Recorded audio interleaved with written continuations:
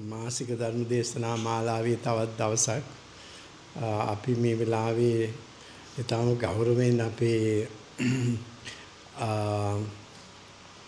හාමුදුරන් වහන්සේ පිළිගන්නවා කුමාර කස්සප හාමුදුරුවෝ කොත්මලේ කුමාර කස්සප හාමුදුරුවෝ අපි හිතන්නේ ඔබ හැමදෙනාම අහලා ඇති උන්වහන්සේ ගැන අපි සියලු දෙනාගේම ගෞරවයක් උන්වහන්සේට ලැබිලා තිබෙන්නේ විශේෂයෙන්ම ලංකාවේ ධර්ම විකෘතිය පිළිබඳ පසුගිය කාලයේ තුලම අපට අහන්න ලැබුණා එක එක ස්වාමින් වහන්සේලා එක එක විදියට බණපද වෙනස් කරමින් ඒවට වෙනස් අදහස් අර්ථ නිරූපණය කරනවා කියන එක.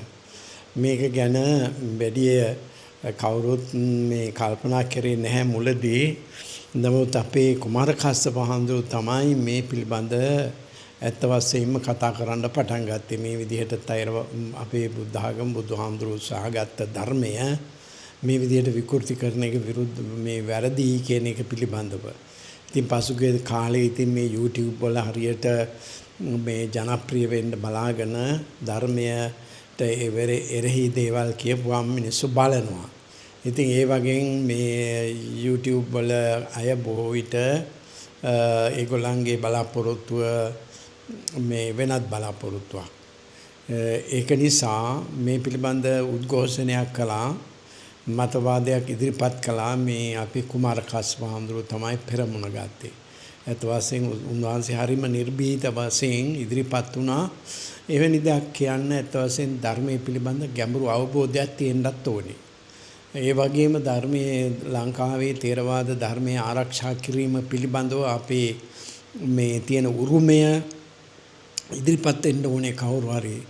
ඉතින් ඒක නිසා පසුගිය කාලය තුලදී උන්වහන්සේ සෑහෙන අභියෝග වලට මුහුණ දෙමින් අපේ බුදුහාමුදුරුවෝ දේශනා කරපු සත්‍ය ධර්මය ආරක්ෂා කරලා ඒකේ සත්‍යතාවයේ තියෙන එක රැකගෙන අපි මේ අනවශ්‍ය මිත්‍යා මත වලින් ධර්මයේ රැකගත යුතුයි කියන මතවාදයේ ඉදිරියට ගෙන ආපු මහා සංඝ රත්නයේ ප්‍රධානියා තමයි අපේ කුමාර කස්සප හාමුදුරුවෝ.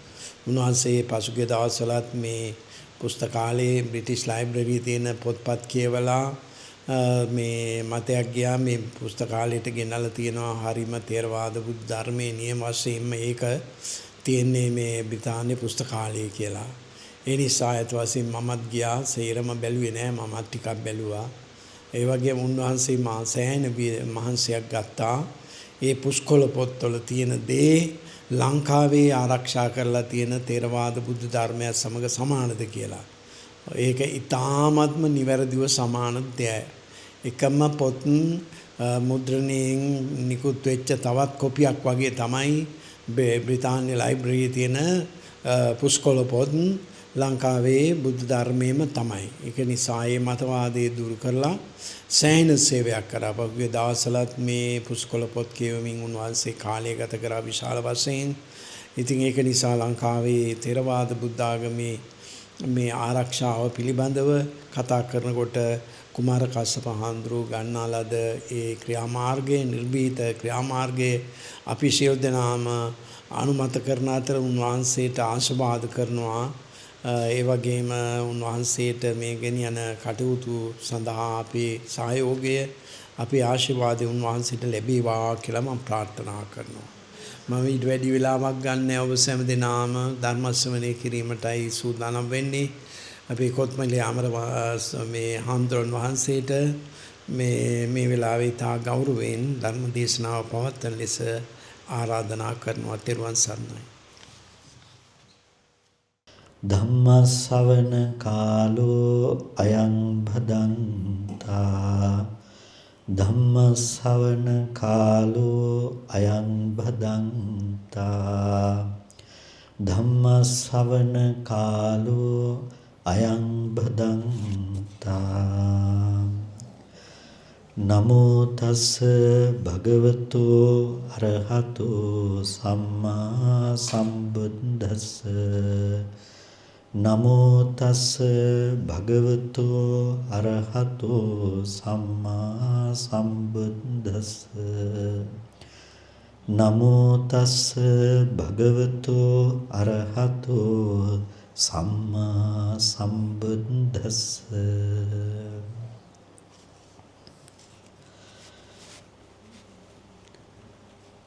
ගෞරවනීය ලන්ඩන් බෞද්ධ විහාරයේහි විහාරාධිපති අවසරයි ආචාර්ය පූජ්‍ය බෝගොඩ සීල විමල නායක මාහිම්පාණන් වහන්සේ වරප්‍රමුඛ විහාරවාසී සියලුම පූජනීය මහා සංඝරත්නයන් අවසරයි සදැහැති කාරුණික පින්නතුනේ හැමදිනම උතුම් සද්ධර්ම ශ්‍රවණය සඳහා සූදානම් වන මොහොත ලෞතර සම්මා සම්බුදුරජාණන් වහන්සේ දේශනා කොට වදාළ ඒ උතුම් සද්ධර්මයෙන් සල්පයක් නමුත් ශ්‍රවණය කරගන්නටයි අප හැමදිනම ඔබ සූදානම්ව සිටින්නේ.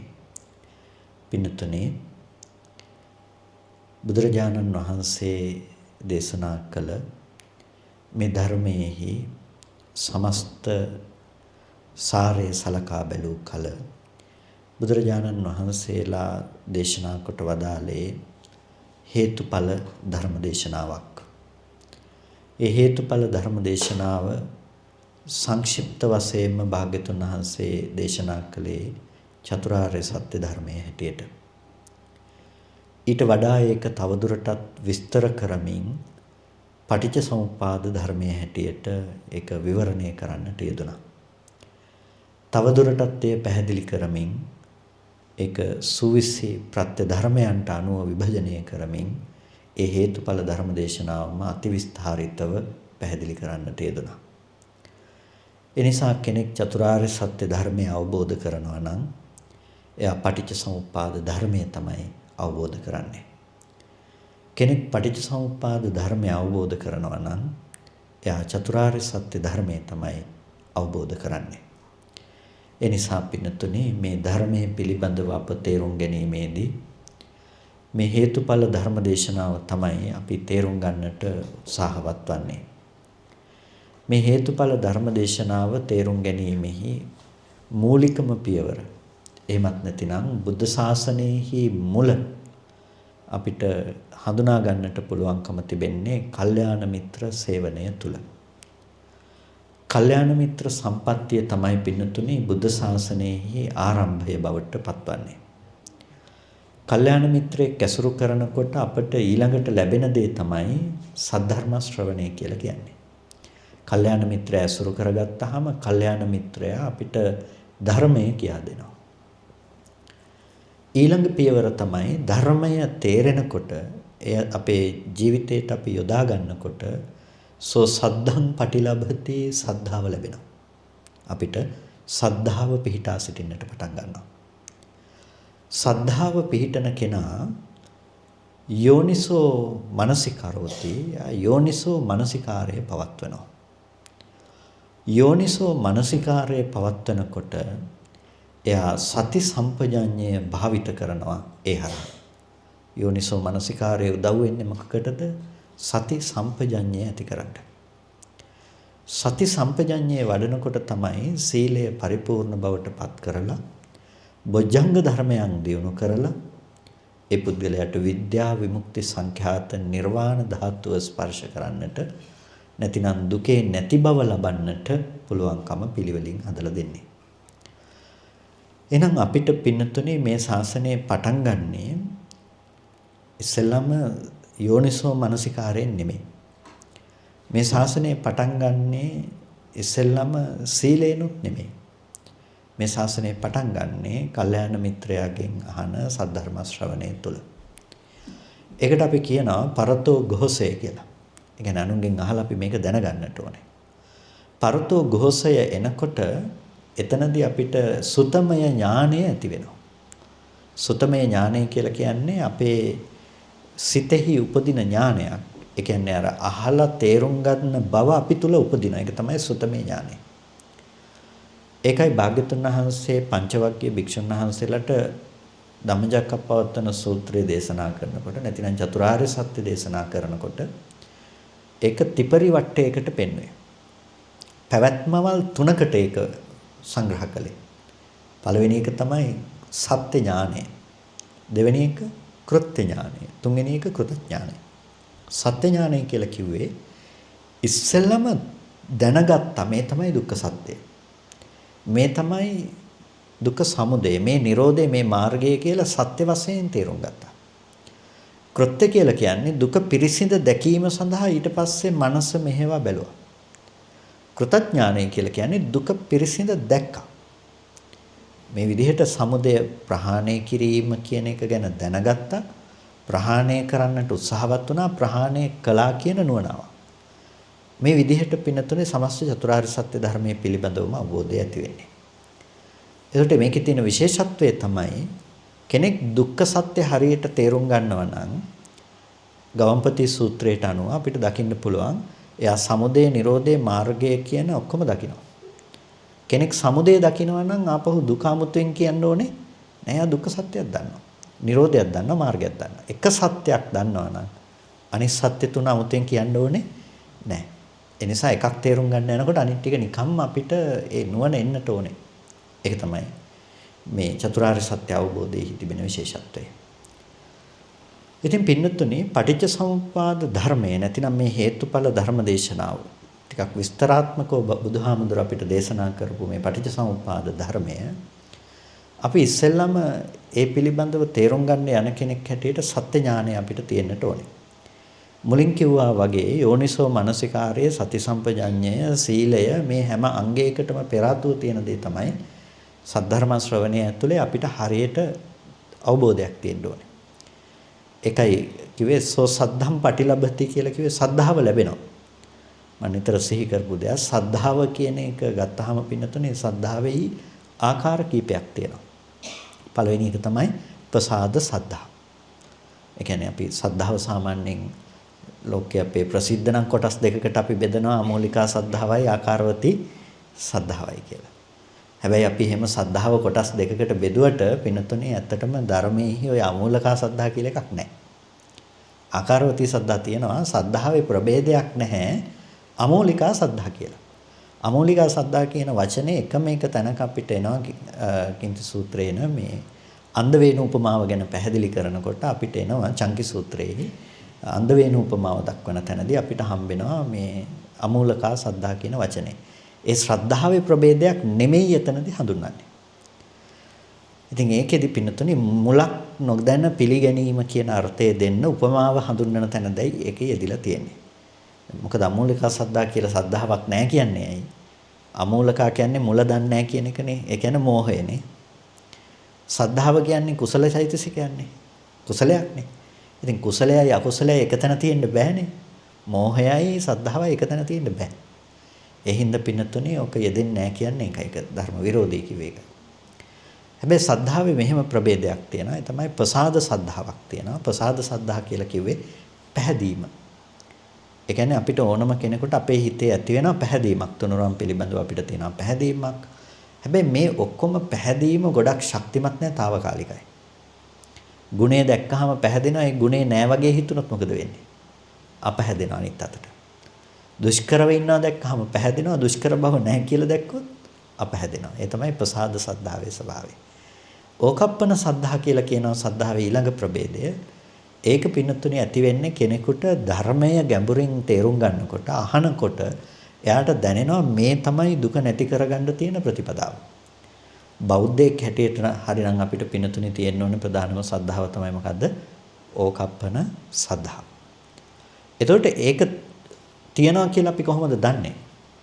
ඒ සද්ධාව කියන්නේ අර පැහැදීම විතරක්ම නෙමෙයි ඇති කරලා තියෙන්නේ. නිශ්චලත්වය හදලා තියෙනවා. නිශ්චිතයි. මොකක් ගැනද නිශ්චිත? මාර්ගය ප්‍රතිපදාව නිශ්චිතයි. මෙන්න මේ පාරෙන් මේ විදිහට හිත වැඩුවොත් මට නිවන් දකින්න පුළුවන් කියන එක එයා හොඳටම දන්නවා. ඒ ගැන එයාට පැහැදිලි දැක්මක් තියෙනවා. තාම එයා නිවන් දැකලා නැහැ.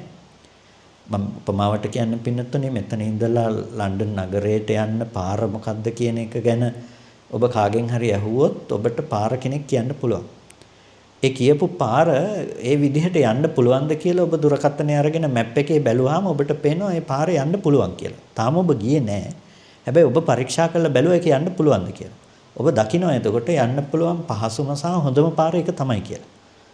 දැන් ඔබට තියෙනවා නිශ්චිත බවක්. මොකද්ද? මේ තමයි මේ කියපු පාර හරි. ඒක යන්න පුළුවන්. ඒක ඔබට දැන් නිශ්චිතයි. ඒක ඔබට දැඩි ලෙස නොසෙල්වෙන බවක් හදලා තියෙනවා. අන්න ඒක තමයි පින්නතුනේ ඕකප්පන සද්ධාවේ තියෙන විශේෂත්වය. එයා ධර්ම මාර්ගය හොඳටම අහලා බණ දන්නවා. දන්න නිසා එයා දන්නවා නිවන් දකින්න නම් මේක තමයි අනුගමනය කරන්න ඕනේ. මෙතනදී මේක උදව් වෙන්නේ මේ ආකාරයට. අර තමන් තුළ නිශ්චිතතාවයක් හදලා දෙනවා. ඒ තමයි ඕකප්පන සද්ධාවෙන් කරන විශේෂත්වය.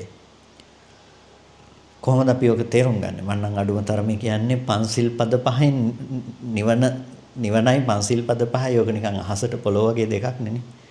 හැබැයි පන්සිල් ටික සමාදන් වෙනකොට පන්සිල් පද පහ හරහා ඔබේ මනස නිවනට නැඹුරු වෙන විදිහ ඔබ කියන්න දන්නේ නැත්තම්. ඒ කියන්නේ ඔබ දන්නේ නැත්තේ මොකද්ද? ඔබ මාර්ගයේ ප්‍රතිපදාව දන්නේ නැහනේ. සීලයට හේතු වෙන දර්ශනය ඔබ ළඟ ඇත්තේ නැහැ. ඒ කියන්නේ ඔබට ඕකප්පන සද්ධාව හරියට නැහැ කියන එක.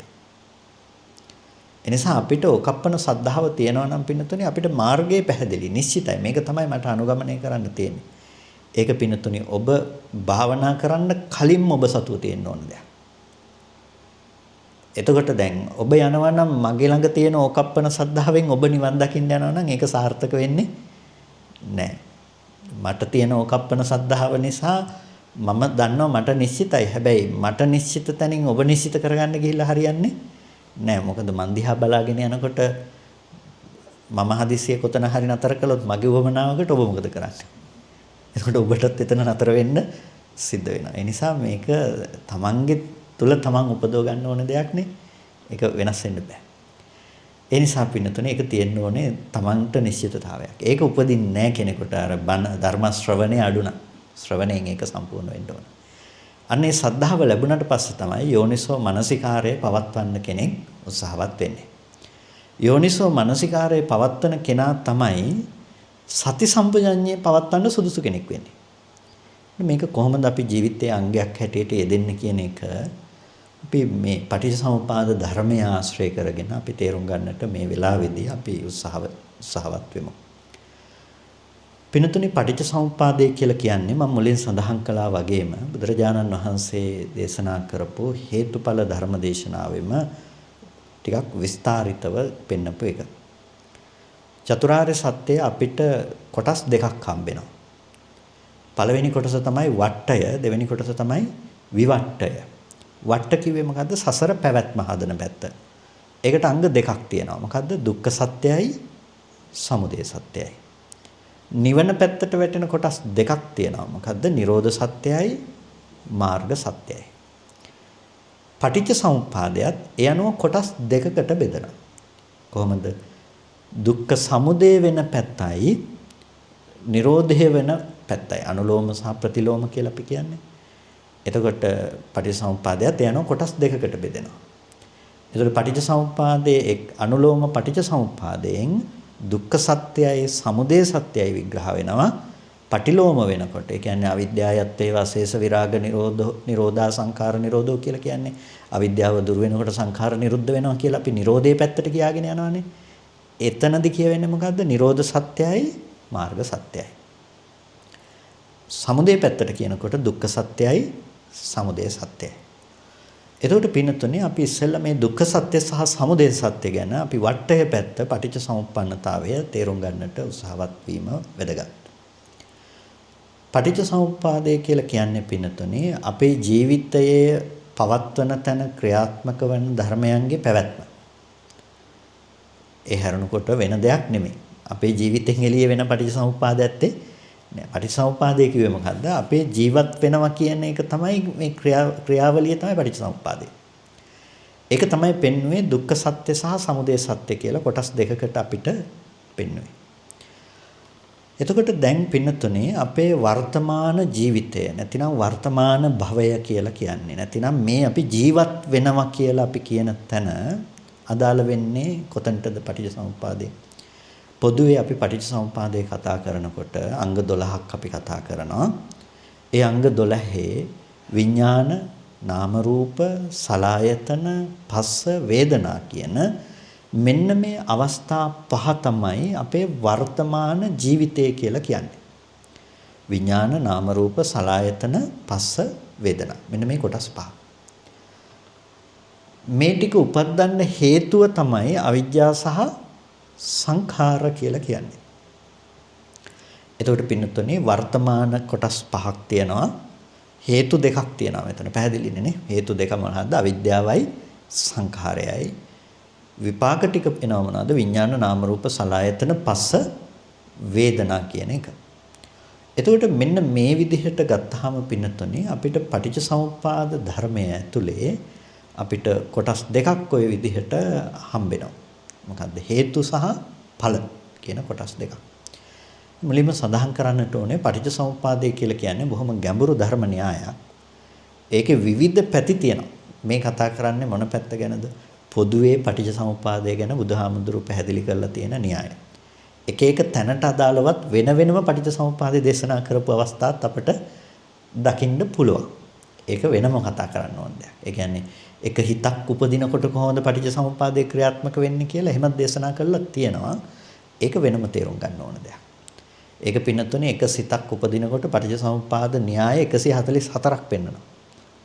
ඒක එච්චර ගැඹුරුයි ඒක. මම ඒක කිව්වේ ඔබට ඒක ව්‍යාකූල වෙන්න නෙමෙයි. මම ඒක කිව්වේ මේ න්‍යායාත්මකව ගත්තොත් එච්චර විසිරුණු දෙයක්. හැබැයි මම කතා කරන්නේ අද එච්චර සංකීර්ණව නෙමෙයි. මේ ජීවිතේ පොදුවේ බුදුරජාණන් වහන්සේ බොහෝ අවස්ථාවලදී පැහැදිලි කරපු පර්යායකට අදාළව.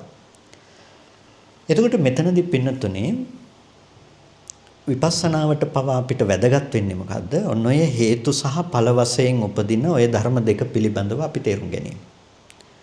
එතකොට මෙතනදී විඥාන නාම රූප සලආයතන පස්ස වේදනා කියන ඔය ටික තමයි අපි ජීවත් වෙනවා කියන බව හදන අවස්ථාව බවටපත් වෙන්නේ. ඒ කියන්නේ අපි යම් රූපයක් දකිනවා නම්, සද්දයක් අහනවා නම්, ගඳ සුවඳක් විඳිනවා නම්, රස ස්පර්ශ විඳිනවා නම් ඔය හැම තැනකම ක්‍රියාත්මක වෙන්නේ මොකද්ද? විඥාන නාම රූප සලආයතන පස්ස වේදනා කියන ඔය අංග පහ.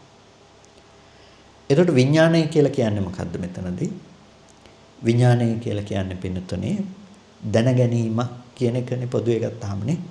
හැබැයි මෙතනදී මේ විඥානය මොකකටද ප්‍රත්‍ය වෙන්නේ? විඥානය ප්‍රත්‍ය වෙන්නේ නාම රූප කියන දෙකට. විඥානපච්චය නාම රූප. විඥානයේ ප්‍රත්‍ය වෙන්නේ නාම රූපයට. එතකොට මොකද්ද විඥානය? මොකද්ද නාම රූපය?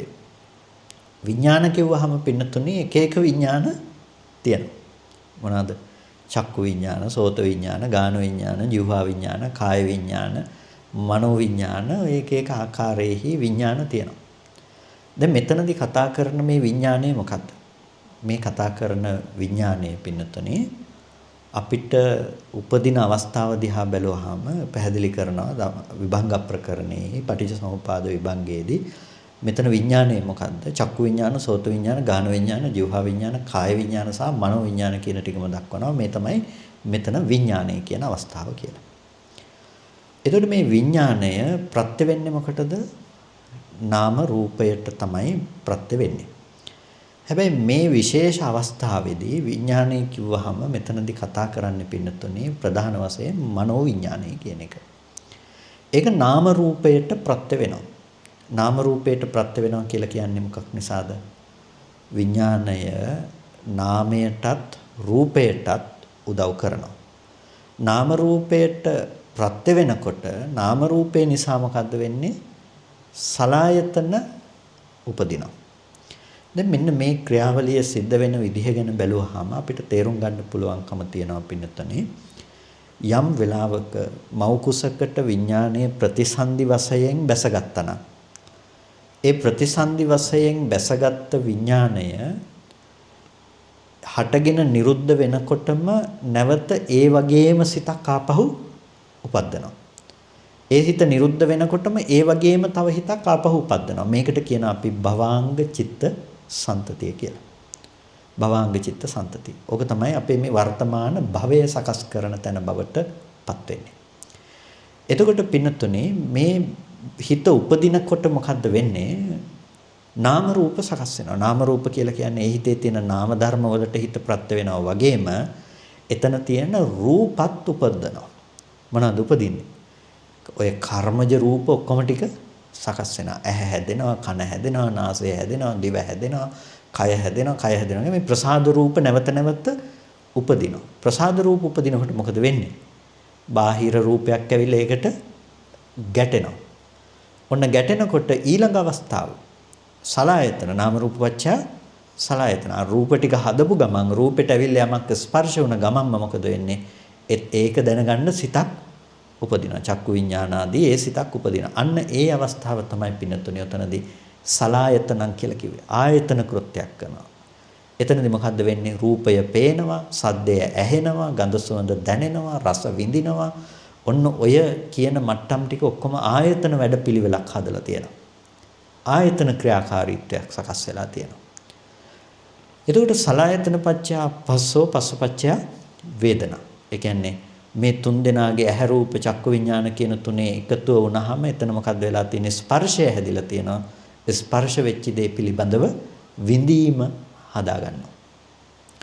කොටින්ම කියනවා නම් පින්නතුනේ අන්න ඔය අවස්ථාවට අපි කියනවා පේන බව හැදුනා. ඇහෙන බව හැදුනා. දෙයක් විඳිනවා දැනගන්නවා කියන බව සකස් වුණ වෙලාවක්. ඔතන කර්ම කෙලෙස් යෙදුනේ නැහැ. ඔකට කිව්වේ මොකක් කියලාද? විපාක මට්ටමක් කියලා. චර්යානානත් ඥානයේ පටිසම්භිදාවේදී ඔබට දකින්න පුළුවන් මේ ටිකට කියනවා පකති පරිසුද්ධ මිදං චිත්තං කියලා. මෙතන හිත ප්‍රභාස්වරයි ප්‍රകൃතියෙම. මෙතනදී හිතේ පිරිසුදුයි. මෙතන කෙලෙස් ඇත්තේ නැහැ. ඊට පස්සේ මේ ධර්ම ටික හටගෙන නැති වෙනකොට මේකේ ඇත්ත දන්නේ නැතිකම නිසා තමයි පින්නතුනේ අපි කෙලෙස් උපද්ද ගන්න තැනටපත් වෙන්නේ. ඒ කියන්නේ අපි දන්නේ නැත්නම් අර පේන බව හදපු ස්කන්ධ ටික ඉතුරු නැතුව නැති වුණා කියලා දන්නේ නැති වෙනකොට මොකද වෙන්නේ? අවිද්‍යාව ඔන්න යෙදුණා. ඒ කියන්නේ දැන් ඕකට කියනවා පින්නතුනේ දුක්ඛේ අඥානං කියලා. නැත්නම් දුක්ඛ සත්‍ය දන්නේ නැහැ කියන එක. මොකද්ද දුක්ඛ සත්‍ය උනේ දැන් උතන? දුක්ඛ සත්‍ය උනේ පින්නතුනේ අර එකින් එකට ප්‍රත්‍ය වෙමින් අර ස්කන්ධ ටික ඉපදිච්ච එක. විඥාණය නාම රූපයට ප්‍රත්‍ය වුණා. ඒකට විඥානයේ උපදින නිසා නාම රූප සකස් වෙනවා. නාම රූප සකස් වෙන හින්දා ආයතන හැදෙනවා. ආයතන හැදුනහම ස්පර්ශ වෙලා විඳිනවා කියන එක, පේනවා ඇහෙනවා කියන මේ මට්ටම් ටික හැදිලා තියෙනවා. එතකොට පින්නතුනේ දැන් අපි ජීවත් වෙනවා කියන එක ඕකේ පවත්වාගෙන ගිහිල්ලා තියෙනවා. එතකොට දැන් මෙතනදී තියෙනනේ මේ එකින් එකට ප්‍රත්‍ය වෙමින් නෙමෙයි ආවේ. අර එක එක ප්‍රත්‍ය නැති වෙනකොට මොකද්ද වෙන්නේ? ඒක නැති වෙනවා. නාම රූපය නැති වෙනකොට ආයතන තියෙන්න පුළුවන් කමක් නැත්තේ නෑ. ආයතන ටික බිඳෙනකොට ස්පර්ශය තියෙන්න බෑ. ස්පර්ශය නැති වෙනකොට වේදනාව තියෙන්න පුළුවන් කමක් නැත්තේ නෑ. ඔය ටික නැති වෙනවා කියලා කියන්නේ කොටිම කිව්වොත් අපි දැනෙන මට්ටමින් පේනවා, ඇහෙනවා, විඳිනවා, දැනගන්නවා කියන ඒවා පවතින්නේ නෑ. ඒ දේවල් හට ගන්නවා සහ නැති වෙනවා. දැන් මෙන්න මේ හට ගැනීම සහ නැතිවීම කියන දේ උරුම කරගත් එකට කියනවා පින්නතුනේ සංඛත දුක්ඛ ලක්ෂණය කියලා. සංඛත දුක්ඛ ලක්ෂණය. ඇයි ඒකට එහෙම කියන්නේ? හේතු නිසායි හටගත්තේ. හේතු නැති වෙනකොට ඒක නැති වුණා. ඒකට තමයි සංඛත දුක්ඛ ලක්ෂණය කියලා කිව්වේ. ඕක දන්නේ නැත්තම් අපිට ඒ කියන්නේ අවිද්‍යාව තියෙනවා. දුක්ඛ ලක්ෂණය දුක දැක්කේ නැහැ. සහ අවිද්‍යාව තියෙනවා. දැන් අවිද්‍යාව තිබුණොත් ඊළඟට ඇති වෙන්නේ මොකද්ද? සංඛාරය ආපහු සකස් වෙනවා. සංඛාරය කියන්නේ මොකද්ද? අපි කර්ම හදනවා. එතනදී අපි ආපහු කර්ම සකස් කරන තැනකටපත් වෙනවා. දැන් කර්ම හදන්නේ කොහොමද? කර්මය හදන්නේ පින්නතුනේ නිකන් නෙමෙයි. දැන් පේනවා කියන එක පෙනීමෙන් පස්සේ ඉතුරු නැතුව නැති වුණා.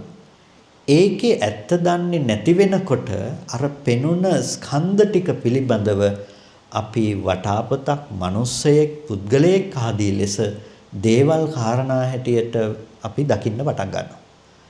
මොකක් නිසාද? අවිද්‍යාව නිසා. එතකොට ඒ පුද්ගල බව හැදුවේ කොහෙන්ද? පෙනුන්නේ නැහනේ.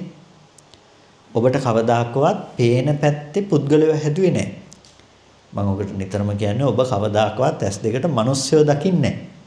දකින්නවද මිනිස්සුયો? මේ පේන්නේ නේ. එච්චර වටේ ඉන්න මිනිස්සුනේ. ආයේ නැහැ කියන්නේ කොහොමද? නෑ ඔබට කවදාකවත් S2කට මිනිස්සු පේන්නේ නැහැ. ඇයි එහෙම පේන්නේ නැහැ කියලා කියන්නේ? S2කට රූප පේනවා. ඒක හරිනේ නේ? රූප පේනවා. කොහොමද රූප පේන්නේ? ඇහැට වර්ණ සටහන්නේ පේන්නේ නේ වර්ණ හැඩ. තව විදිහකට කිව්වොත් ආලෝකයක් බාහිර වස්තු වලට වැටිලා පරාවර්තනය වෙන වර්ණ හැඩ සටහන් S2කට එනවා. එක වර්ණයක් හැඩයක්වත් ඇවිල්ලා කියනවාද මම තමයි මිනිස්සයා කියලා? එහෙම කියන්නේ නැහැ නේ. එහෙම කියන්නේ නැති වෙනකොට අර වර්ණ හැඩ පිළිබඳව අපි හිතින් හිතලා මේ තමයි මනුස්සයා කියලා දැනගන්නවා. දැන් මනුස්සයා දකින්නවද මනුස්සයා දැනගන්නවද? මනුස්සයා දැනගන්නවා. දැන් මේක වටාපත. මේ වටාපත දකින්නවද ඔයගොල්ලෝ දැනගන්නවද? දැනගන්නවානේ. මේ ඉස්සරහා බලාගෙන ඉන්නකොට අනිත් එකක්වත් පේන්නේ නැතුව ගිහිල්ලා එකපාර අනිත් ඔක්කොම බ්ලැන්ක් කළා මේ වටාපත කියන හැඩේ විතරක් එනවා දැස් දෙක ළඟට මං වටාපත කියාගෙන. එහෙම වෙන්නේ නැහැ. අපිට වර්ණ හැඩ ගොඩාක් ඇස් දෙකට පේනවා. ඉතින් පේනවා කියන මොහොතේදී පින්නතුනේ ඔය වර්ණ හැඩ ඔක්කොම පිළිබඳව මනසින් වෙන වෙනම හඳුනගෙන දැනගෙන තියෙනවා. පේන මොහොතේදී. හැබැයි ඒ පේන එක අරඹය අපි මනසින් එක තැනකට සීමා වෙලා මොකද්ද කියලා හිතලා ඔබ වටාපත කියලා දැනගන්නවා. දැන් මට කියන්නකෝ දැනගත්තේ පේන එක නෙමෙයි පේන එක අරඹය හිතලා දැනගත් එකනේ. දැන් හිතා ගන්න දෙයක් තිබ්බේ නැත්තම් මොකද්ද වෙන්නේ? මේක වටාපත කියලා දැනගන්නේ නැහැ ඔබ. පේන එක අරඹය මොනවා හරි හිතන්න දෙයක් තිබ්බෙන්නේ නැත්තම් ඔබට මේක වටාපත කියලා දැනුමක් එන්නේ නැහැ. කොටිම කියනනම් ඔබ වටාපත දැකලා නැහැ කියලා ඔබට හිතෙනවා. ඔබ හිතනවා මොකක් කියලාද? මම දැකලා නැති දෙයක් තිබ්බා. හැබැයි ඊළඟ මොහොතේ ආපහු පේනකොට මොකද දකින්නේ? කලින් තිබ්බ නොදැක්ක එක තියෙනවා දැන් ආපහු. කලින් මම කවදාවත් දැකලා නැති එකක් තිබ්බා කියලා ඉතුරු කරගත්තා. දැන් ඇත්තටම කලින් කවදාවත් දැකපු නැති එකක් දැක්කද දැකපු නැති එකක් දැනගත්තද? දැකපු නැති එකක් දැනගන්නවා අපි හිතින්. එතන ඉඳලා අපි ඊළඟ මොහොතේ ඉඳලා හිතින් රැස් කර යනවා. හැම මොහොතකම අපි ඊට පස්සේ අරක රැස් කරගෙන යනවා එක දිගට. ඒකයි මම කිව්වේ ඔබ කවදාකවත් S2ට මිනිස්සු දැකලා නැහැ. හැබැයි රූප හැඩ ගොඩක් පේන තැනක මෙහෙම මිනිස්සු කියන දැනුමක් ඔබ හිතින් හදාගෙන තියෙනවා. මං කිව්වේ නෑ ඔබ මනසින් දැනගෙන නැහැ කියලා. පේන රූපය ඇතුලේ අලුත්ම වර්ණයක් ඇස් හමුවට ආව. ඒක පිළිගන්න ඕනේ නේ. ගිය තප්පරේ ආපු ආලෝකේ මේ තප්පරේ S2ට පේන්නේ අලුත්ම වර්ණයක් පේන්නේ කියලා පිළිගන්න ඕනේ නේ. එහෙනම් ඉතින් කලින් ආපු ආලෝකේ නෙමෙයි නම් මේ වෙලාවේ ඔබට පෙනුනේ කලින් එකද මිනිස්සයා මේ වෙලාවේ පෙනුනේ එකද මිනිස්සයා. එහෙම වෙන්න බෑනේ. රූපේ නම් රූපේ අලුත්ම රූපයක් දැන් පෙනුනේ. ඒක කලින් තිබිලා නෝ නෙමෙයි අලුත්ම රූපයක්. එහෙනම් අලුත්ම රූපයක් එන තැනක මිනිස්සෙක් ඉන්නවා කියන එක අපි මනසින් විඳින දෙයක්. අන්න ඔය මනසින් මිනිස්සෙක් ඉන්නවා කියන එක දැනගත්තට ඒ දැනගන්න දේ පින්නතුනේ අපි බාහිරට පතිත කරනවා. අපි හිතනවා පේන්නේ මිනිස්සයා කියලා. එළියේ ඉන්නේ මිනිස්සයා කියලා. අන්න ඔතන තමයි අපිට කර්මය සිද්ධ කරන තැන බවට පත් වෙන්නේ. දැන් මොකද්ද කර්මය සිද්ධ කරන්නේ? මිනිස්සයා ඉන්නවා නම් ওই මිනිස්සයා ගැන ඔබට කැමති වෙන්නත් පුළුවන්, අකමැති වෙන්නත් පුළුවන්. ඔබට මිනිස්සයා ගැන කුසල් සිත් උපදින්නත් පුළුවන්, අකුසල් සිත් උපදින්නත් පුළුවන්. දැන් මේ මිනිස්සයා පදනම් කරගෙන තමයි ඔබ කුසල් කරන්නේ මොනවාද? අකුසල් කරන්නේ. ඒ හින්දා තමයි පිනතුනේ අවිජ්ජාපච්චය සංඛාරා කියලා කිව්වේ. අවිද්‍යාවෙන් සංස්කාර හදනවා කියලා කිව්වේ. එතකොට ඔය අවිද්‍යා සංඛාරය දෙන්නේ අතීතේද වර්තමානයේද මේ? මේ වර්තමානයේ. හැබැයි අපි ඕක පටිච්චසමුපාදයේ අංග 12ක් කතා කරනකොට අපි ඔතන අවිද්‍යා සංඛාර එකතු කරන්නේ නැහැ. අපි කතා කරන්නේ මොනවා ගැනද? තණ්හා, උපාදාන, භව කියන එක විතරයි. එතකොට අපි එතනදී කතා කරන්නේ වේදනාපච්චය තණ්හා. වේදනාවට තණ්හා කරනවා. දැන් මට කියන්න ඔබ තණ්හා කරන්නේ මොන වේදනාවටද කියලා. අර මොකක්වත්ම නැති වුණ වටාපතක්වත් මිනිස්සෙක්වත් නැති වුණ මට්ටමේ පෙනුණු රූපේ විඳපු තැනටද එහෙම නැත්නම් වටාපත තියනවා කියලා හදාගත්ත තැනටද ඔබ තණ්හා වේදෙනවා නම් එදෙන්න පුළුවන්. වටාපත හදාගත්ත තැනට නේ. ඒකයි වේදනාපච්චය තණ්හා කිව්වට හැම වේදනාවකටම තණ්හා වේදෙන්නේ නෑ. විපාක පැත්තට තණ්හා වේදුන්නේ නෑ. විපාකේ ඇත්ත දන්නේ නැතුව වටාපත හදාගෙන වටාපත විඳින තැනදී ඔබට තණ්හාව යෙදෙනවා. ඒක තමයි ඔබ තණ්හා කරන වේදනාවට තණ්හා කරනවා කියපු තැන ඉන්නේ. ඒක නිසා එතන ඇතුළත් වෙන සංදියක්. මොකක්ද ඒ සංදිය? සංදිය කියන්නේ එකතු වෙන තැනක්. ඒ තමයි අර විපාකයයි අලුත් හේතුයි හැදෙන තැනක්. ඒකට කියන අපි නතුනේ ඵල හේතු සංදිය කියලා. පටිච්චසමුප්පාදේ අර ඵලය ගැන අලුතෙන් හේතු හදාගන්න අවස්ථාව. ඔබට ඕක වැඩි දුර පරීක්ෂා කරන්න පුළුවන් පටිසම්භිදා මග්ග ප්‍රකරණයෙහි ධම්මට්ඨිති ඥානය කියන කොටස පැහැදිලි කරගන්නකොට එතනදී ওই කාරණාව බොහොම විස්තර කරලා දක්වන තැනක්. එතකොට දැන් අපිට වර්තමානයේදී ඔන්න තණ්හාව හැදෙනවා. තණ්හාව හැදෙනකොට උපාදාන හැදෙනවා. වර්තමානයේ කර්ම භවය හදනවා. කර්ම භවය හදනවා. කර්ම භවය ආපහු මොකද්ද වෙන්නේ? උප්පත්ති භවය හදනවා. උප්පත්ති භවය හදනකොට මොකද්ද වෙන්නේ? ආපහු ජරා මරණ, ජාති ජරා මරණ දුක හදන්න පුළුවන්. උප්පත්ති භවය හදනවා කියන්නේ ආපහු උපදිනවා, ඉපදුනා කියන්නේ ලෙඩවීම, මරණය එනවා. දැන් ඔහොම කිව්වහම අපිට මරණය හැමදටම කල් යනවනේ නේ. තේරුණාද කියප එක? දැන් තණ්හා උපාදාන භව කියලා කිව්වා. එතකොට තණ්හාවයි උපාදානය ඇති කරගෙන කර්ම භවය අද හදලා තියෙනවා. ජාතිය වෙන්නේ කොයි වෙලාවෙටද? දැන් මෙතනින් මැරලා තව තැනක උපදින්න එපානේ. ජරා මරණ එන්නේ කොතනදද? ඒ ඉපදුනාට පස්සේ ආපහු ජරා මරණ එනවනේ. එතකොට ජරා මරණ එන්නේ මේ ජීවිතේ නෙමෙයිනේ. ඊළඟටනේ. එතකොට ඊළඟට ගියපුවාම එතනත් වෙන්නේ මේ පටිච්ච සමුප්පාද. ඊට පස්සේ ආපහු ජරා මරණ එන්නේ කවදටද? එතනින් එහාටනේ. ඉතින් හැමදාම ජරා මරණ දුක විඳලම නැහැ නේ එහෙම කිව්වොත් එහෙම. එහෙනම් මොකද්ද වෙන්නේ? පින්නතුනේ ජරා මරණ දුක අදත් එනවා. ඒක එන්නේ කොතනද? මේ ස්කන්ධ ටිකේ ඇත්ත දකින්නේ නැතුව අවිද්‍යා සංඛාර තණ්හා උපාදාන හදාගන්න තැනම වර්තමාන ජරා මරණ දුක එනවා. එතකොට ඒ නිසා තමයි මම මුලින්ම කිව්වේ මේ පටිච්චසමුප්පාදේ ධර්ම න්‍යාය ගොඩක් තියෙනවා කියලා. එතකොට මේ පෙන්නන න්‍යාය දිහා බැලුවහම ඕක භව තුනකට පෙන්නනවා. අතීත අවිද්‍යා සංඛාර කිව්වේ අතීත හේතු, වර්තමාන විපාක, වර්තමාන හේතු, අනාගත ඵල කියන තැනින් පටිච්චසමුප්පාදය පෙන්නනවා. ඒ වගේම පටිච්චසමුප්පාදේ මේ එක ජීවිතයේ පැවැත්මක් හැටියටත් පෙන්නනවා. එක ජීවිතයේ පැවැත්මක් කියලා කියන්නේ මේ දැන් ජරා මරණ දුක මේ අද එන්නේ. කොතනද එන්නේ? අර විපාක ටික රූප පේනවා, ඇහෙනවා, විඳිනවා, දැනගන්නවා කියන ස්කන්ධ ටික හටගෙන නැති වෙන තැන ඇත්ත දකින්නේ නැති වෙනකොට අපි ගත්තොත් පේන්නේ වටාපතයි කියලා විඳිනවා නම් ඒ විඳින ස්කන්ධ ටික ගැනම ඇති වෙලා තියෙනවා මොකද්ද? තණ්හා උපාදානය. මොන පැත්තෙන්ද තණ්හා උපාදාන ඇති වෙන්නේ? තණ්හා උපාදාන ඇති වෙන්නේ මම ඉන්නවා කියන පැත්තේ. දැන් පටිච්චසමුප්පාදයේ කතා කරනකොට පින්නතුනේ ඔබට ඇති වෙන්නේ තණ්හාව විතරද? නිකමට මං අහන්නේ ඔබට ලෝකයේ ඇති වෙන්නේ තණ්හාව විතරද? ගැටෙන්නේ නැද්ද තියෙනවට? ගැටෙනවා. මුලාවටපත් වෙන්නේ නැද්ද? මුලාවටපත් වෙනවා. එහෙනම් කිව්වේ නෑනේ වේදනාපච්චය පටිඝ කිව්වෙත් නෑ. ඇයි අපි පටිසම්පාද කියනද වේදනාපච්චය තණ්හා කියලාමනේ අපි කියන්නේ. ඇයි? පිනතුනේ පටිච්චසමුප්පාදයේ පොදුවේ කතා කරනකොට එක හිතක යෙදෙනකොට ඔක කතා කරනවා. හැබැයි මේ පොදුවේ කතා කරනකොට කතා කරන්නේ වේදනාපච්චය තණ්හාම තමයි. ඇයි? අපි හැම තැනටම පින්නතුනේ තණ්හා කරනවා එකයි. එහෙම කියන්නේ. එතකොට එහෙනම් අපිට තේරුම් ගන්න වෙනවා ඇයි මේ වේදනාවට තණ්හා කරනවා කියලාම කිව්වේ මෙතනදී. ඇයි වෙන තරහ කිව්වෙත් නෑ, මෝහය කිව්වෙත් නෑ. ඇයි මේ තණ්හාවම කිව්වේ? පින්නතුනේ අපි තනක් නොතනක් නැතුව තණ්හා කරන හින්දා. අකමැති වුණත් වැඩක් නෑ තණ්හා කරනවා. කොහොමද තණ්හා කරන්නේ?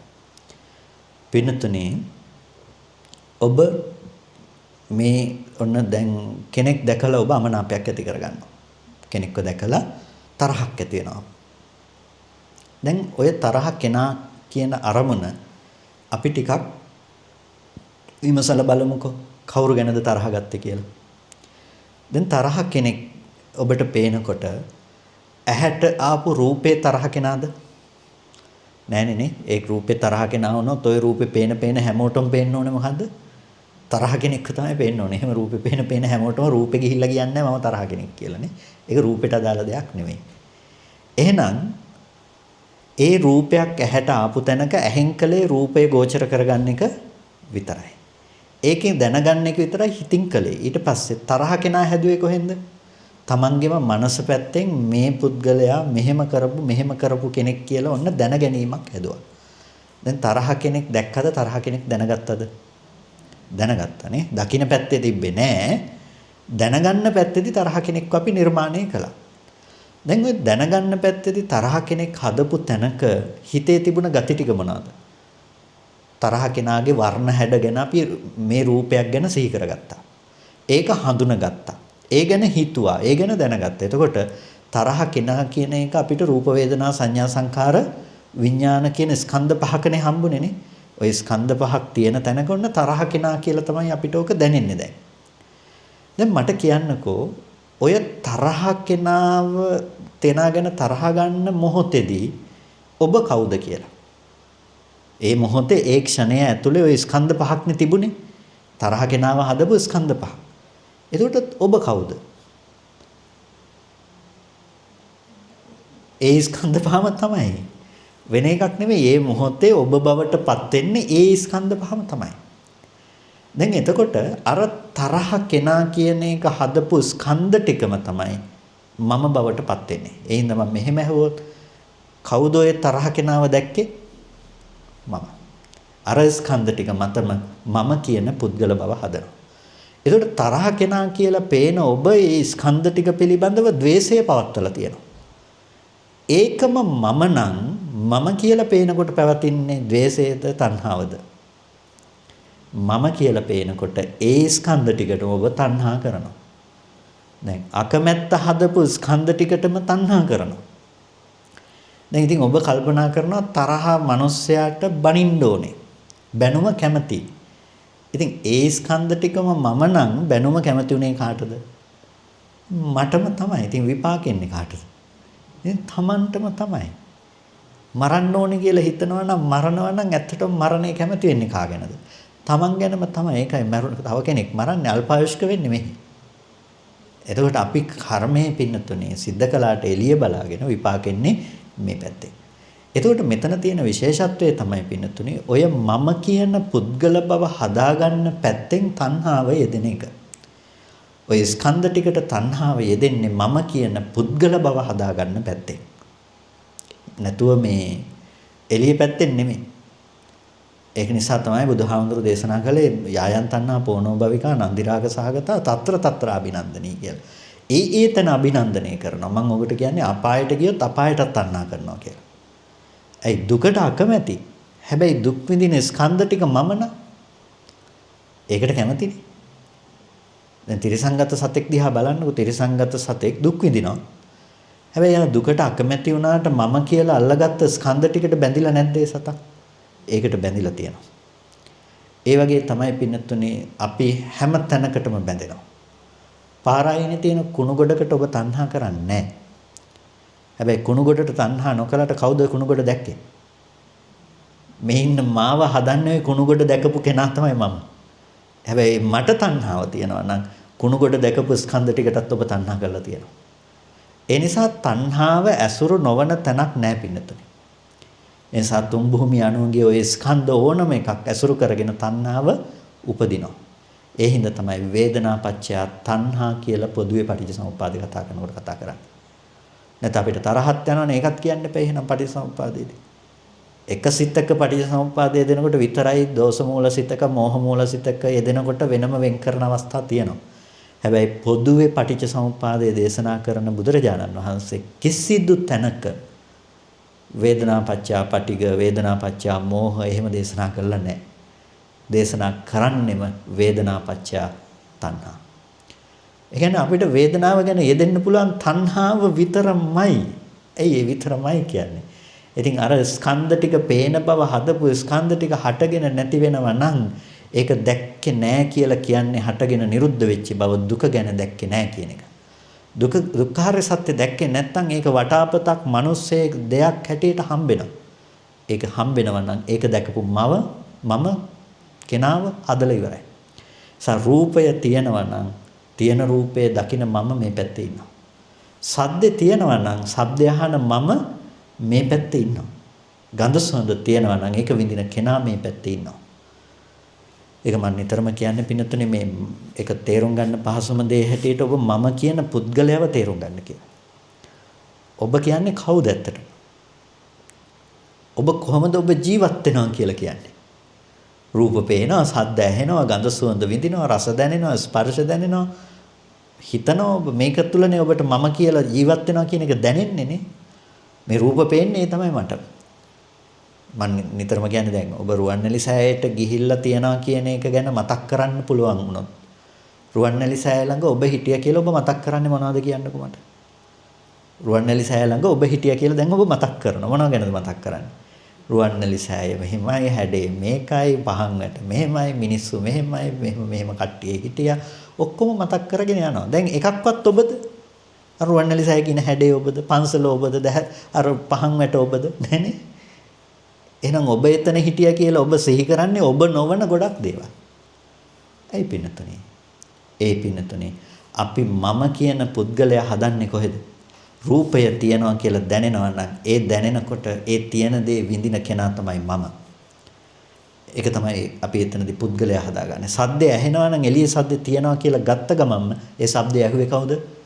ඒ තමයි මම. සද්දය ඇහෙන ස්කන්ධ ටිකේ ඇත්ත දැක්කේ නැති වුණොත් ඒක විඳින මම ඉන්නවා. ඒ නිසා තමයි මාළුන්ගේ පුත්ත සූත්‍රයේදී බාහිය සූත්‍රයේදී බුදුරජාණන් වහන්සේ දේශනා කරන්නේ යතෝත්වම් ඒ කියන්නේ දිත්තේ දිත්ත මත්තං යම් දකින දේ දැකීමෙන් පස්සේ නිරුද්ධයි කියන නුවණ තිබ්බොත් තතෝත්වම් මාළුන්ගේ පුත්ත නැතේන කිව්වා. මාළුන්ගේ පුත්ත දකින්න එකත් එක්ක ඔබ නැහැ කිව්වා. දකින්න එක දැකීමෙන් පස්සේ නිරුද්ධයි කියන නුවණ නැත්තම් මොකද වෙන්නේ? ඒක අනිත් පැත්ත. දකින්න එකත් එක්ක මම ඉන්නවා. දකින්න දේ තියෙනවා දකින්න එකත් එක්ක දැක්කේ කවුද? මම තමයි දැක්කේ. නිකම්ම මම විතරක් ඕක දැක්ක වෙන්නේ නැහැ. ඊට පස්සේ මොකද්ද වෙන්නේ? මම දැක්කනම් මම හිටපු තැන තියෙනවා. යතෝත්වම් මාළුන්ගේ පුත්ත නතේන තතෝත්වම් පාළුන්ගේ පුත්ත නතත්තක මාළුන්ගේ පුත්ත යමක් එක්ක ඔබ නැත්තම් ඔබ එතන නැහැ කිව්වා. අපිට තියෙන්නේ යමක් එක්ක අපි ඉන්නවා නම් අපි ඉන්න තැන තියෙනවා. එහෙනම් මම ඔබෙන් ඇහුවොත් එහෙම ඔබ මොනවාද එළියේදී දැක්කේ කියලා එළියේදී දැකපු ඒවා කියනවා. නේ? කවුද දැක්කේ? මම. ඒ දැකපු කෙනා තමයි මම. ඒ කෙනා තමයි මෙතන ඉන්නේ දැන්. ඊට පස්සේ මම ඇහුවොත් එහෙම කොතනදීද ඔයගොල්ලෝ ඒක දැක්කේ? අර අතනදී ඒක දැක්කා. ඒ කියන්නේ දැකපු තැන ඔබට තියෙනවා. ඒ කියන්නේ කොහෙද මේ හදලා තියෙන්නේ? ලෝකේ හදලා ඔබ. ඔබ මෙලොව ඉන්නවා දැන් ඒ කියන්නේ. මේ ලෝකේ ඔබ ඒ දැකපු දේ තියෙනවා, දැකපු තැන තියෙනවා, ඔබ එතන හිටියා. ඒ කියන්නේ ලෝකේ ඔබට තියෙනවා. පේනද පින්නතුනේ අපි මේ දුක උපද්දන ලෝකේ හදාගත්ත විදිහ. ඔය මම ඉන්නව නම් ඔය මම තමයි පින්නතුනේ ලෙඩ වෙන්නේ. ඔය මම තමයි වයසට යන්නේ. ඔය මම තමයි මැරෙන්නේ. ඉතින් කොයි වෙලාවෙද ඔක හැදුවේ? ස්කන්ධ ටිකක් ඉපදෙනවා බිඳෙනවා. අලුතෙන් එකක් ඉපදෙනවා අලුතෙන්ම බිඳෙනවා. හැබැයි ඔය හැම තැනකම අපි එකම මම කියන පුද්ගලයාව හදාගෙන යනවා. එතකොට යම් මොහොතක අපිට හිතෙනවා මේ මම නෙමෙයි දැන් ඒක වෙනස් වෙලා කියලා. කලින් හිටිය නෙමෙයි දැන් ඒකට වඩා ටිකක් වෙනස් කියලා. එතකොට මොකද්ද වෙන්නේ? කලින් හිටපු එකට කැමති දැන් එකට කැමති නැත්තම් අනේ මම දැන් වෙනස් වෙලා. ඉතින් හැම රැලි වැටිලා කෙස් සිදිලා කියලා ඔන්න අපිට ජරා දුක එන වයසට යනවා කියන දුක එනවා. මම ඉන්නවා මේ මම නැති වෙනවා දැන් මම මැරෙනවා. දුකයි. පිනතුනේ ওই විදිහට අපිට ජරා මරණ දුක එනවා. මොකක් නිසාද? පුද්ගලයව හදන නිසා. එනිසා දැන් අපිට මේ හුදෙක්ම ජරා මරණ සංඛ්‍යාත මේ දුක එන්නේ අර හටගෙන නැති වෙන ස්කන්ධ ටිකේ ඇත්ත දකින්නේ නැතුව මේ එක දිගට පුද්ගලයෙක් ඉන්නවා කෙනෙක් ජීවත් වෙනවා කියලා දකින කමේ ප්‍රතිඵලය තමයි අපිට මේ එක පුද්ගලයෙකුගේ පැවැත්ම හදලා දීලා තියෙන තැන. එතකොට යම්කිසි කෙනෙකුට දකින්න පුළුවන් නම් පින්නතුනේ අර හටගන්ත ස්කන්ධ ටික ඉතුරු නැතුව නිරුද්ධ වෙනවා කියන එක. එතකොට මොකද්ද වෙන්නේ? එයාට ඒක උපදින්නේ නැති වෙනවා. දැන් අපි පටිච්චසමුප්පාදේ කතා කරනකොට අපි කොටස් දෙකකට කතා කරනවා. එකක් සමුදේ පැත්ත. සමුදේ පැත්තේදී මොකද්ද කිව්වේ? පළවෙනියටම අපි අවිද්‍යාවෙන් සංඛාරය කියලා කතා කරනවා. අවිජ්ජා සංඛාර කතා කළේ මොකටද? අර විඥාණය නිකම්ම ආවේ නැහැ. ඒක ආවේ ඇත්ත නොදන්න කමෙන් කර්මයක් හදාගත්ත එකේ විපාකේ තමයි මව කුසකට ප්‍රතිසන්දි වශයෙන් බැසගත්තේ. ඒ විඥානයේ පිහිටපු නිසා තමයි මේ දැනුත් මේ ඇහැ කන නාසය හදන්න මේ රූප උපදව නැවත මේ ස්කන්ධ උපදිය පවත්න්නේ. රහත් උනත් ඕක උපදිනවා කියන එක නතර වෙන්නේ නෑ. ඒක පුරාණ කර්මය කියලා බුදුහාමුදුරු දේශනා කළේ ඒකයි. නව පුරාණ කම්ම වගේ දේශනාවලදී දේශනා කරන්නේ මහන්නේ මේ ඇහැ පුරාණ කර්මයෙන් හදපු එකක් කියලා කියන්නේ. ඇයි අවිජ්ජා සංඛාර ඒක අතීත නිසා තමයි ඒක එහෙම කිව්වේ. එතකොට පුරාණ කර්මෙන් හදපු ඇහැ උපදිනකොට ඒක වර්තමානේ. දැන් ඇහැට රූප ගැටෙනවා. ඒක දැනගන්න සිත උපදිනවා. පෙනුණා. හටගෙන නිරුද්ධ වුණා. හැබැයි නිරුද්ධ වුණා කියලා දන්නේ නැතිකම වර්තමාන අවිද්‍යාව. එතකොට වර්තමාන අවිද්‍යාවෙන් වර්තමාන අபிසංස්කරණ හදනවා. මොකද්ද? කලින් දැකපු එක තමයි ඔය තියෙන්නේ. ඒක අම්මා නම් ඒ අම්මා තමයි ඉන්නේ. ඒක මම නම් මම තමයි ඉන්නේ. ඔන්න වර්තමානයේ කර්ම સિદ્ધ කරන මට්ටම. එතන තමයි පින්නතුනි වර්තමාන තණ්හාව යෙදෙන්නේ. එතන තමයි අපි වර්තමාන උපාදානයේ තියෙන්නේ. සාදින් අල්ල ගැනීම තියෙනවා. එතන තමයි අපි වර්තමානයේදී භවය සකස් කරලා තියෙන්නේ. ඉන්නවා තියනවා කියන බව අපි හදලා තියෙන්නේ. එතකොට පින්නතුනි ඔය ටික හැදුවා කියන්නේ ඔය ටිකේ ජරා මරණ දුක නිකම්ම තැවරිලා තියෙනවා. අනාගතයට දුක එන්න පුළුවන්කමත් හදලා. ඒ කර්මය හදලානේ උප්පත්තිය හදන්න පුළුවන් ටිකත් හදලා. වර්තමානයේ හදාගත් එකේ ජරා මරණ දුක විඳින පුද්ගලයාත් හදලා ඉවරයි. දැන් ඉතින් දුක් විඳිනවා කියන එක නිර්මාණය කරගෙන තියෙනවා. දැන් අපිට දකින්න වෙනවා. ඕක නතර කරනවා නම් ඒක නතර කරන්න තියෙන ක්‍රමය මොකක්ද? ඒක නතර කරනවා නම් නතර කරන්න තියෙන ක්‍රමය තමයි පින්නතුනේ අවිද්‍යාවත්වේව අශේෂ විරාග නිරෝධා සංඛාර නිරෝධෝ. අවිද්‍යාවගේ නිර්වශේෂ නිරෝධයෙන් සංඛාර නිරුද්ධ කරන්න වෙනවා. දැන් ගිය ජීවිතයේ අවිද්‍යාව නිරුද්ධ කරන්න බෑනේ නේ. එහෙම ගියොත් එහෙම යන්න වෙනවා ජීවිතෙන් ජීවිතයට පැන ඕක කරන්න පුළුවන් කමක් තියෙන දෙයක් නෙමෙයි. එහෙනම් මොන අවිද්‍යාවද නැති කරන්නේ? අර විපාක ස්කන්ධ ටිකේ ඇත්ත නොදන්නාකම කියලා කිව්වනම් වර්තමාන අවිද්‍යාව ඒක තමයි දැන් නැති කරන්නේ. එතකොට එහෙනම් පෙන්වා දෙන්න වෙනවා විද්‍යාව කියලා කියන්නේ වර්තමාන ස්කන්ධ ටිකේ ඇත්ත පෙන්වලා දෙන එක. එතකොට කර්ම සිද්ධ වෙන්නේ. මොකක්ද ඒකට කරන්නේ? විඥාන නාම රූප සලආයතන පස්ස වේදනා කියන මේ ධර්මයන්ගේ Nirodhaය පෙන්වා දෙනවා. Nirodhaය කියලා කියන්නේ පින්නතුනේ නැති වෙනවා කියන එක. අපි දැනගත්තත් නොදැනගත්තත් මොකද්ද වෙන්නේ? හැම මොහොතකම රූපය පේනවා කියන තැන ස්කන්ධ ටික ඉපදෙලා බිඳෙනවා. රූපේ පේනවා කියන තැන හටගත්ත ස්කන්ධ ටික අපි දැනගත්තත් නොදැනගත්තත් නැති වෙන එකනේ වෙන්නේ නේ. හටගත්තා නැති වුණා. ඊළඟ මොහොතේ රූපයක් පේනවා කියන තැනකදී ආපහු අලුතෙන්ම ස්කන්ධ ටිකක් ඉපදෙනවා. අලුතෙන්ම ඒක ඉතුරු නැතුව බිඳිලා යනවා. ඕක අපි දැනගත්තත් නොදැනගත්තත් වෙන දේ. ඒ කියන්නේ මොකද්ද? විඥාන නාම රූප සලආයතන පස්ස වේදනා කියන ටික අපි දැනගත්තත් නොදැනගත්තත් ප්‍රත්‍ය තියෙනකොට හටගත්ත ප්‍රත්‍ය නැති වෙනකොට ඒක නැති වෙලා යනවා. ඕක තමයි සාමාන්‍යයෙන් සිද්ධ වෙන්නේ. දැන් මෙතනදී කරන්න පින්නතුනි අන්න ඒ පිළිබඳව නුවණක් උපද්දනවා. ඒක තමයි විද්‍යාව කියලා කිව්වේ. එතකොට කර්ම සිද්ධ වෙන්නේ නෑ. එතකොට එයාට අවිද්‍යා සංඛාර දෙක නැති වෙනකොට විඥාන නාම රූප සලආයතන පස්ස වේදනා කියන ධර්ම ටිකේ Nirodhaය සාක්ෂාත් වෙලා තියෙනවා. සාක්ෂාත් වෙලා කියලා කියන්නේ නුවණින් පේනවා ඒක නිරුද්ධ වෙනවා කියලා. එයාට ඒක වැටහිලා තියෙන මේ ධර්ම ටික හටගෙන වැය වෙනවා කියලා. එතකොට මොකද්ද වෙන්නේ? තණ්හාව හදාගන්න තැනක් හම්බ වෙන්නේ නැහැ. මේසෙ තියනවා මේසෙට තණ්හා නොකර ඉන්නවා එහෙම නෙමෙයි. මේසෙ තියනවා කියලා ගත්ත බව හම්බෙන්නේ නැහැ. පෙනුන ස්කන්ධ ටික ඉතුරු නැතුව නිරුද්ධ නම් පෙනුන පැත්තේ මේස තියනවා කියලා රැවටෙන්නේ නැහැ. ඒ නිසා මේසෙ තියාගෙන මේසෙට තණ්හා නොකර ඉන්නව නෙමෙයි. එයා තණ්හාව නැති කරගෙන තියෙන කොතනද? ස්කන්ධයන්ගේ Nirodhaය තමයි එයා සාක්ෂාත් කරලා තියෙන්නේ. ඉතින් ස්කන්ධයන්ගේ Nirodhaය සාක්ෂාත් කරපු තැනක එයාට ආපහු මේ ලෝකේ ගොඩ නැගිලා නෑ. එයා ලෝකෙන් මිදෙන පැත්තට එයා ගිහිල්ලා තියෙනවා. එතකොට පින්නතුනේ දැන් සලායතන Nirodhaය එහෙම නැත්නම් ස්පර්ශ Nirodhaය එහෙම නැත්නම් වේදනා Nirodhaය මේ හැම එකක්ම කතා කරන්නේ එකම තැනකට. ඒ තමයි වර්තමාන මේ හටගන්න විපාක ස්කන්ධ ටික හටගෙන ඉතුරු නැතුව නැති වෙනවා කියන දුක්ඛ සත්‍ය අවබෝධ කරගන්නවා කියන එකට. දුක්ඛ සත්‍ය අවබෝධ කරගන්නකොට සමුදය උපදින්න තැනක් නැහැ. ඒ කියන්නේ වටාපත තියනකොට වටාපතට තණ්හා නොකර ඉන්නවා කියන එක නෙමෙයි මේ ශාසනය කතා කරන්නේ. වටාපත තියනවා කියලා ගත්ත තැනම තණ්හාව යෙදিলা ඉවර බව තේරෙනවනේ නේ. කොහොමද තණ්හාව යෙදෙන්නේ? වටාපතට තණ්හා කළාද නැද්ද කියන එක නෙමෙයි. මම දන්නවා ඔබ මේ වටාපතට තණ්හා කරන්නේ නැහැ කියලා. ඒ කියන්නේ වටාපතට වස්තු තණ්හාව නැහැ ඔබට.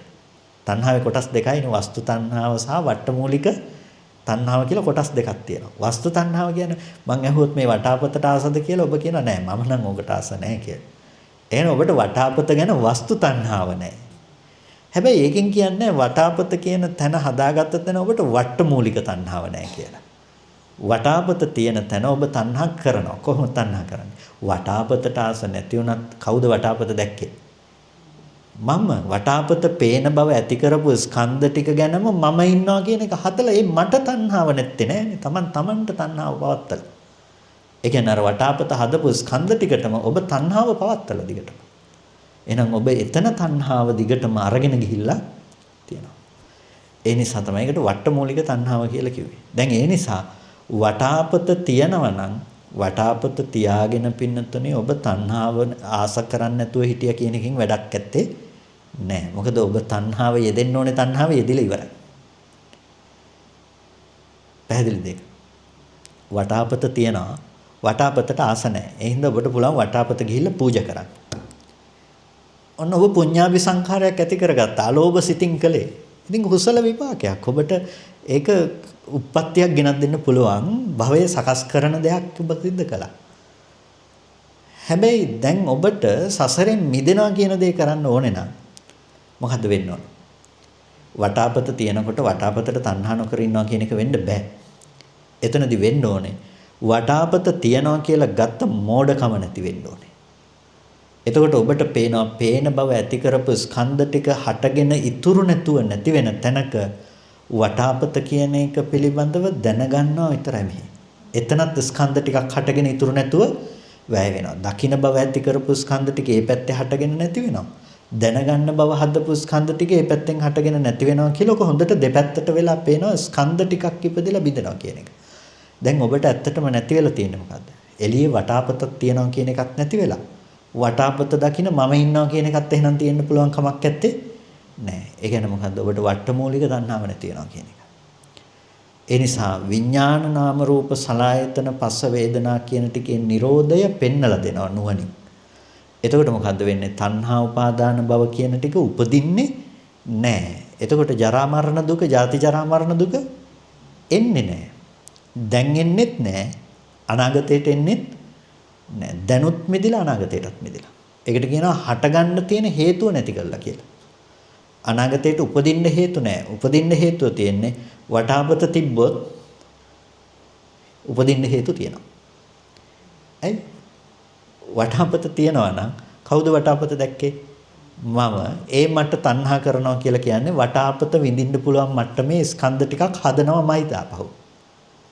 ඉතින් ඔබට වටාපත කියන එක හදපු ස්කන්ධ ටික හටගෙන නිරුද්ධයි කියන එක පේනවා නම් පේන පැත්තේ දැනගන්න පැත්තේ ඉපදුණු ස්කන්ධ ටික ඉපදිලා බිඳුණා කියන එක පේනවා නම් පින්නතුනේ ඔබට වටාපතක් තියනවා කියන එක හම්බ වෙන්නේ නෑ. ඒක විඳින මම ඉන්නවා කියන එක හම්බෙන්නේ නැහැ. ස්කන්ධයන්ගේ හට ගැනීම නිරෝධය විතරයි පෙන්නලා තියෙන්නේ. ලෝකෙ හැදිලත් නැහැ. ලෝකෙ විඳින මම හැදිලත් නැහැ. එහෙනම් ඉතින් කවුද වටාපත පූජා කරන්නේ? කවුද මැරෙන්නේ? කවුද උපදින්නේ? නැහැ. ඔබ නිරෝධය සාක්ෂාත් කළා. ඔබ ජරා මරණ දුක ඉක්මවා යන කෙනෙක් වෙලා. එනිසා දැන් අපිට පටිච්චසමුප්පාදේ නිරෝධයට පෙන්නකොට වර්තමාන අවිද්‍යා සංඛාර නැති වෙනවා.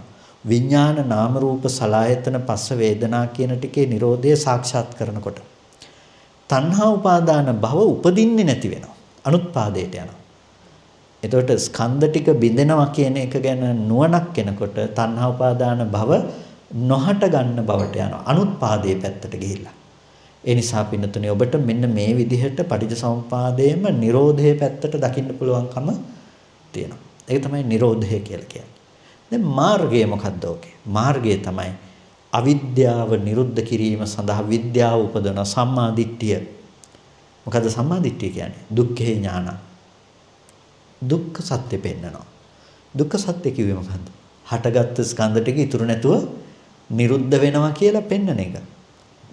දැන් ඕක තමයි මාර්ගයේ ප්‍රතිපදාව. ඒතකොට පින්නතුනේ පටිච්චසමුප්පාදයේ කෙනෙක් තේරුම් ගන්නකොට එයා සමස්ත චතුරාර්ය සත්‍යෙම ඒ හරහා තේරුම් අරගෙන ඉවරයි කිව්වේ ඒක. ඒතකොට මෙන්න මේක අපි ප්‍රායෝගිකව අපේ ජීවිතේට අපි ඕක යොදා ගන්නකොට පින්නතුනේ ඔක කොතනද අපි ඔක පාවිච්චි කරන්නේ? ඔක පාවිච්චි කරන්න තියෙන වෙන තැනක නෙමෙයි. අපිට රූප පේනවා, ශබ්ද ඇහෙනවා, ගඳ සුවඳ විඳිනවා කියලා ලෝකෙ හැදෙන තැනක ඕක වෙන්නේ කොහොමද කියලා නුවණින් විමසා බලන තැනට අපි අරගෙන යන්න ඕනේ.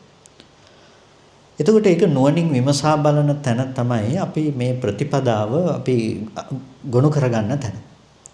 මම කියවනේ අපිට මේක ඇත්තටම කරන්න පුළුවන් කියන වැටහීම ඔබට එනවනම් පැහැදිලි අවබෝධයක් හැටියට ඒ අවබෝධය තමයි පින්නතුනේ ඔබට ඇති වෙන සුතමේ ඥානය කියලා කියන්නේ. මේකයි දුක ඇති වුණ පිළිවෙල. එහෙනම් මේ දුක නැති කරන්න පුළුවන් කියලා ඔබට දැනෙනවා නම් ඒ කියන්නේ මොකද්ද? සුතමේ ඥානය ඔබට ඇති වෙනවා.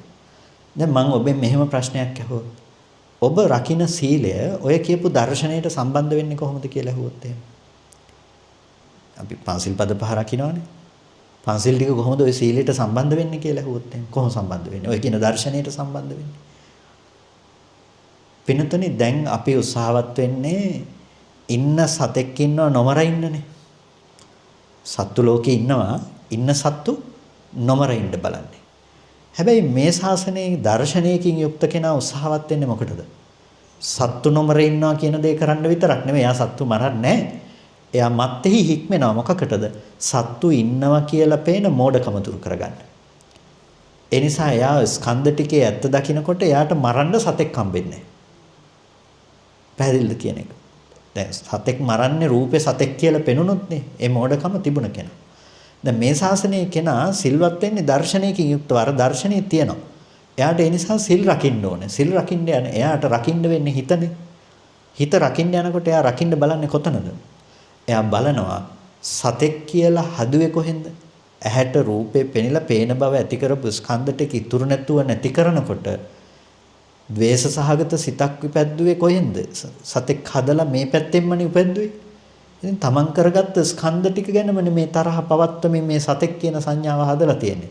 ඊට ස්කන්ධ ටික හටගෙන නිරුද්ධ වෙනවා කියන අවබෝධය ආපු කෙනෙකුට මරන්න තියා තරහ ගන්නවා සතෙක් ඉන්නවා කියන මෝඩකම නැති වෙලා යනවා. අවිද්‍යාව නැති කිරීම සඳහා සීලය සංවරාර්ථයෙන් අවිද්‍යාවෙන් සංවර වෙනවා. එතකොට මේ සීලය බොහොම ගැඹුරින් නිවන කරා යන සීලයක් බවට පත් වෙනවා. ඒකයි මේ ශාසනයේ සීලය සීලවා දසනේන සම්පන්නව. සිල්වත් වෙනවා දර්ශනයකින් යුක්තව. නිකම්ම වැරදි වෙන්නේ නැහැ කියලා විතරක් කිව්වේ නැහැ සීලය. රකින්න තියෙනවා සීලය ඔබට ආරක්ෂා කරන්න තියෙනවා. නැත්නම් ඉතින් ඔය කුඹරක බැඳලා දාලා ඉන්න ඉඩමක හරකෙකුත් සිල් රකින්නවනේ නේ වැරදි කරන්නේ නැති වුණොත් එහෙම. ඒකෙන් සිල් රකින්නවා කිව්වොත් එහෙම සිල් රකින්නේ නැහැ වැරදි කරන්නේ නැහැ කියලා. ඉතින් ඒක වෙනුවෙන් කරන්න වෙනවා දෙයක්. අපිට සිත් උපදින්න වෙනවා. කුසල සිත් උපදින්න ඕනේ. හරියට ගත්තොත් එහෙම බලනකොට අපි සිල්වත් වෙච්ච වාර ටික කාලේ ඔක්කොම එකතු කළොත් එහෙම විනාඩි 10ක් හදාගන්නත් අමාරු වෙනවා. නේ? ඇයි?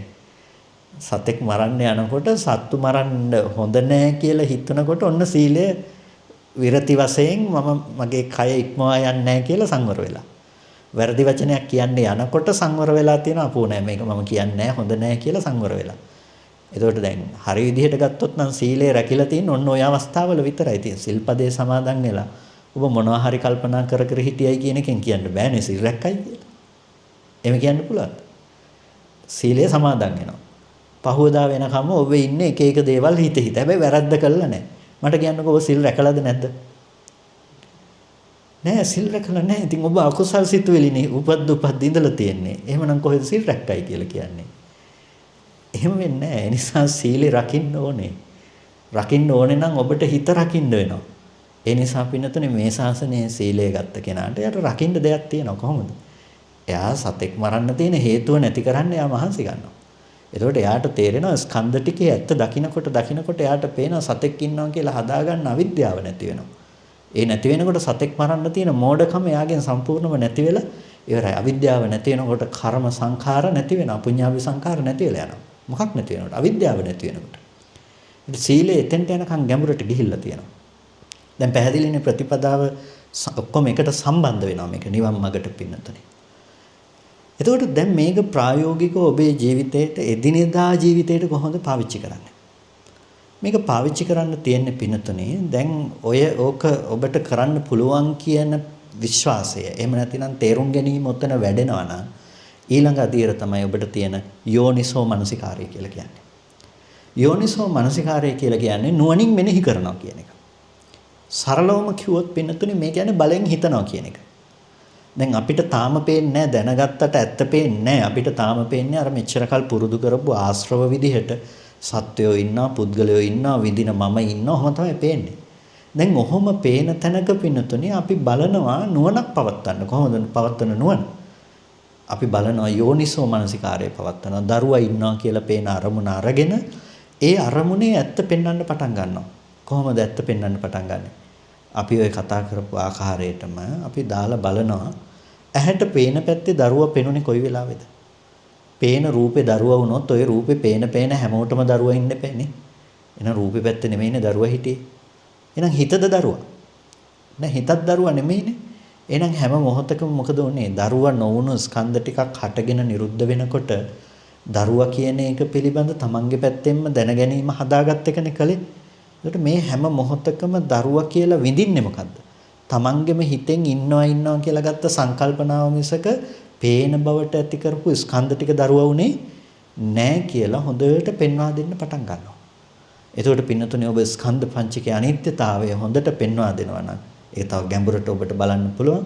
ඒ විදිහට බලමින් පෙන්වා දෙනවා නම් ඔබට කියනවා යෝනිසෝ මනසිකාරය පවත්වනවා.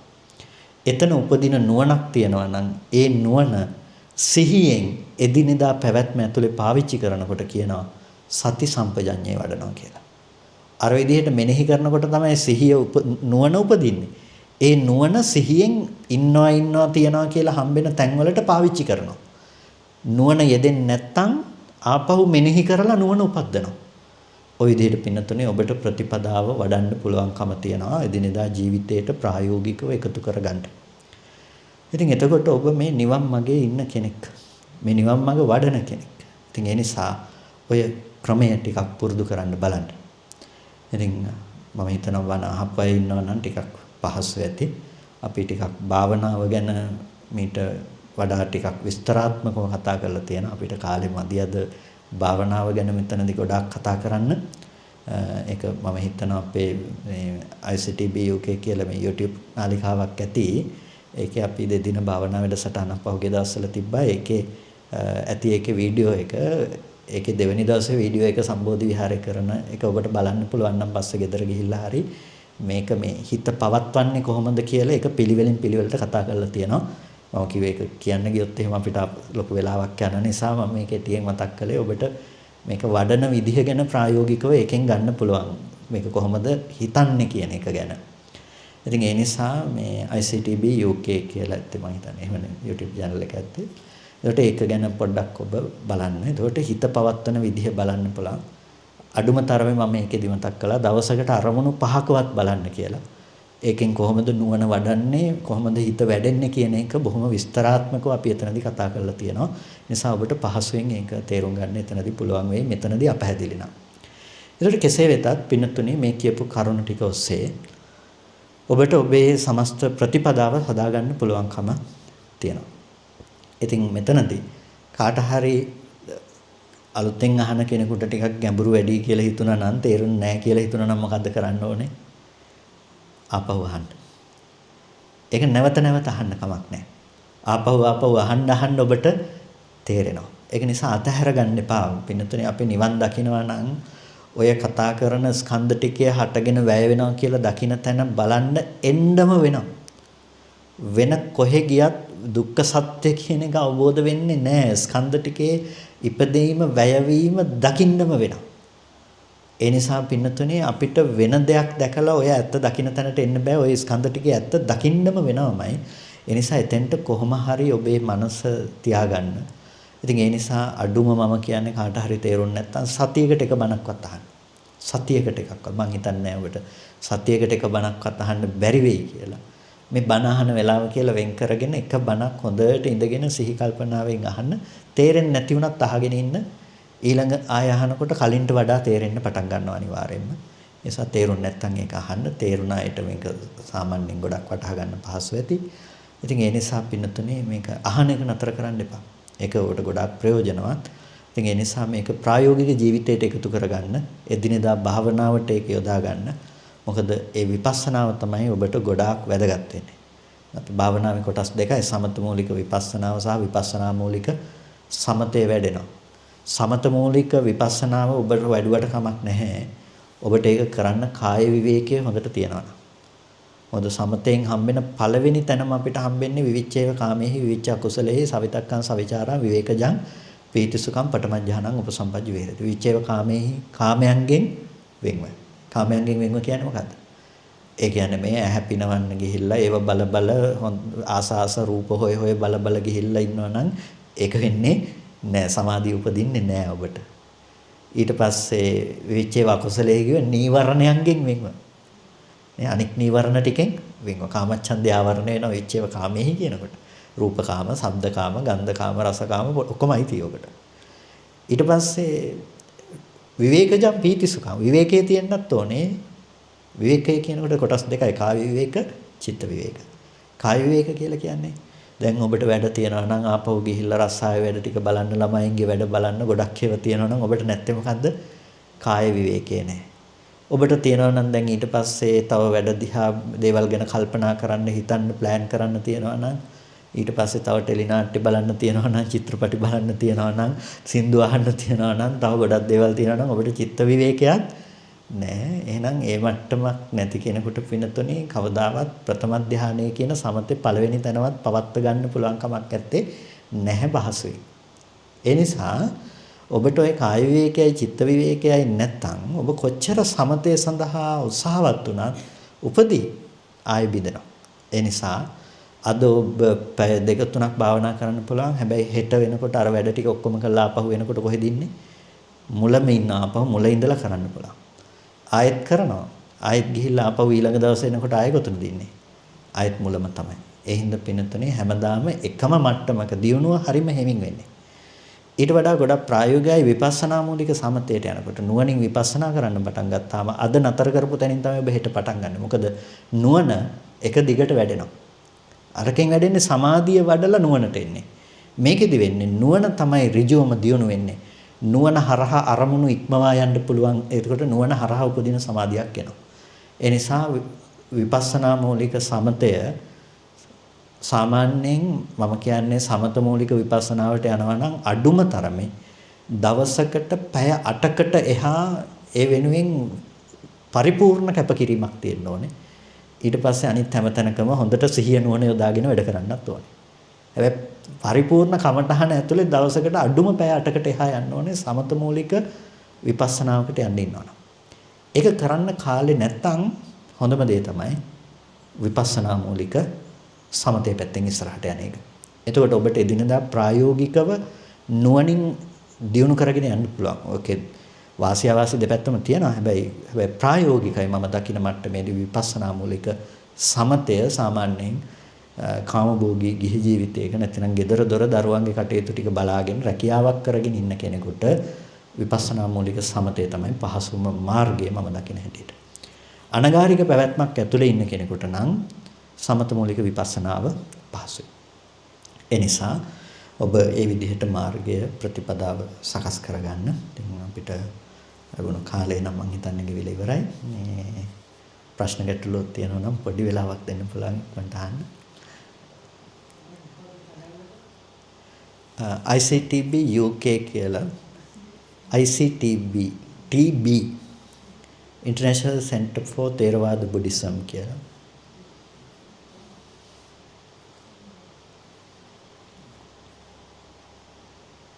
මද්රිකා මම ඉල්ල ගන්න පුළුවන් ඒ මං හිතන්නේ ලින්ක් එක මෙතන. ඒක අහන එක හොඳයි. භාවනාව ගැන පොඩ්ඩක් අපිට අද මේ කතා කරන්න විස්තරාත්මකව යන්න බෑ. මුල් ටික ගැන කතා නොකර භාවනාව ගැන කතා කරලා වැඩක් නැහැ. භාවනාව ගැන කතා කරන්න ගියාම අර කාලය අපිට මදි. ඒ ගැන පැහැදිලි කරගන්න.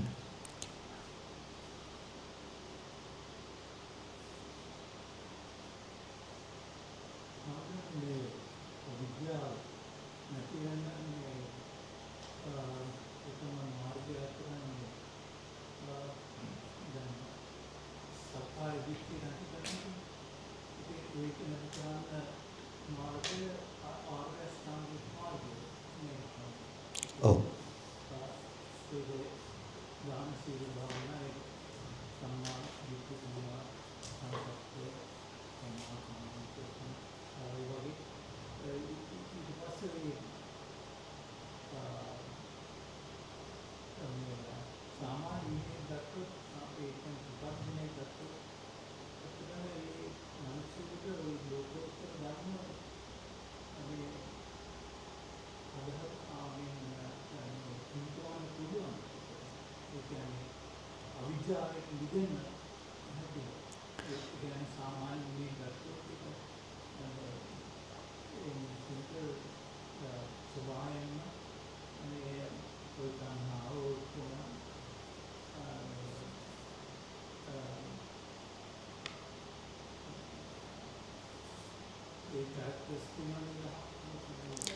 ඔව් මේකෙදි දැන් අපි ගත්තාම ගිහිද පැවිදිද කියන එකට වඩා මෙතනදී වැදගත් දේ තමයි නුවණ සහ විද්‍යාවෙන් ලෝකෙ ගොඩනැගෙන පැත්ත ගැන බලන එක. ඉතින් බුදුරජාණන් වහන්සේගෙන් අහනකොට මේ ශාසනය කාටද මේ ප්‍රයෝජන ගන්න පුළුවන් කියන එක අහනකොට භික්ෂු භික්ෂුණී උපාසක උපාසිකා ඒකේ කොටස් දෙකකට බෙදෙනවා අනගාരിക උපාසක උපාසිකා සහ කාමභෝගී උපාසක උපාසිකා කියලා. මේ හැම කෙනාටම සමව ඵල ගන්න පුළුවන් ප්‍රයෝජන ලබන්න පුළුවන් නිසා තමයි මේ ශාසනය ස්වකහාත කියලා බුදුහාඳුර දේශනා කරන්නේ. එතකොට ගිහි ගෙදරක හිටියත් එයාටත් මේ ශාසනයේ අවිද්‍යා නිරෝධය කරන්න පුළුවන්. එතකොට අවිද්‍යා නිරෝධය අපි එකපාරම අරිහත්ත්වයේ ලබනවා කියන එක කවදාකවත් වෙන්නේ නැහැ. කෙනෙක් එකපාර රහත් වෙලා අවිද්‍යාව සියලු ආකාරයෙන්ම දුරු වෙනවා කියන එක වෙන්නේ නැහැ. එතකොට ඉස්සෙල්ලම අවිද්‍යා නිරෝධය සිද්ධ වෙන අවස්ථාව තමයි සෝවාන් මාර්ගය කියලා කියන්නේ. يعني දිට්ඨිගත මට්ටමින් වැඩිපුරම තදින් අල්ලගත්ත මට්ටම නැති කරන්න හේතු වෙනවා ඉස්සෙල්ලම විද්‍යාව උපදින අවස්ථාව. එතකොට එයා ඒක දකිනවා. ඇත්ත යථාර්ථයම දකිනවා. යථාර්ථය දැක්කට එයාට ඒ දැකපු යථාර්ථයේ එළඹ සිටින මට්ටම වෙනස්. ඇත්තම දැක්කා. එකම නිවන දකින්නේ. සෝවාන් මාර්ගයේදීත් අරිහත් මාර්ගයේදීත් දෙන්නම දකින්නේ එකම නිවන. හැබැයි එකම නිවන දැක්කට ඒ පිළිබඳව තියෙන පැහැදිලි භවයේ වෙනසක් තියෙනවා. ඒ කියන්නේ ඉර පායනකොට යමක් පේන විදිහයි අන්ධකාරයේ ඉන්නකොට විදුලි එළියක් ගහනකොට අපිට වටපිටාවේ තියෙන දේ පේන විදිහයි පේන දේ එකයි. හැබැයි පේන දේ එකයි වුණාට අර පැහැදිලි භවයේ වෙනසක් තියෙනවා. ඒ වගේ තමයි අර සෝවාන් මාර්ගයේදී සහ අතනදී වෙනසක් තියෙනවා. පැහැදිලි භවයේ වෙනසක්. හැබැයි දකින්න එකම නිවනක්. එතකොට ඒ සෝවාන් මාර්ගයේ ඉපදුනාට එයාට තාම කාමරාගය නැති කළා නැහැ. තාම එයාට රූප රාග අරූප රාග මාන උද්දච්ච අවිජ්ජා නැති කළා නැහැ. එයාට නැති වෙලා තියෙන්නේ සක්කාය දිට්ඨි විචිකිච්ඡා සීලබ්බත පරාමාස විතරයි. සක්කාය දිට්ඨිය කියලා කියන්නේ අබිනිවේෂ පරාමාස වශයෙන් තදින් අල්ලගත්තු දෘෂ්ටි සහගත බව. ඒ කියන්නේ මේ මම නම් වූ පුද්ගලයෙක් ආත්ම වශයෙන් එක දිගට ඉන්නවා කියලා ගත්තකම ගැලවිලා ගිහිල්ලා. එයාට පෙන්ලා තියෙන එක මොහොතකට ස්කන්ධ ටිකක් ඉපදිලා බිඳිනවා කියන එක ගැන. එතකොට මේ දිට්ඨිගත බව එක්ක තිබුණ සියලු කෙලෙස් ටිකත් එයාට නැති වෙලා තියෙනවා.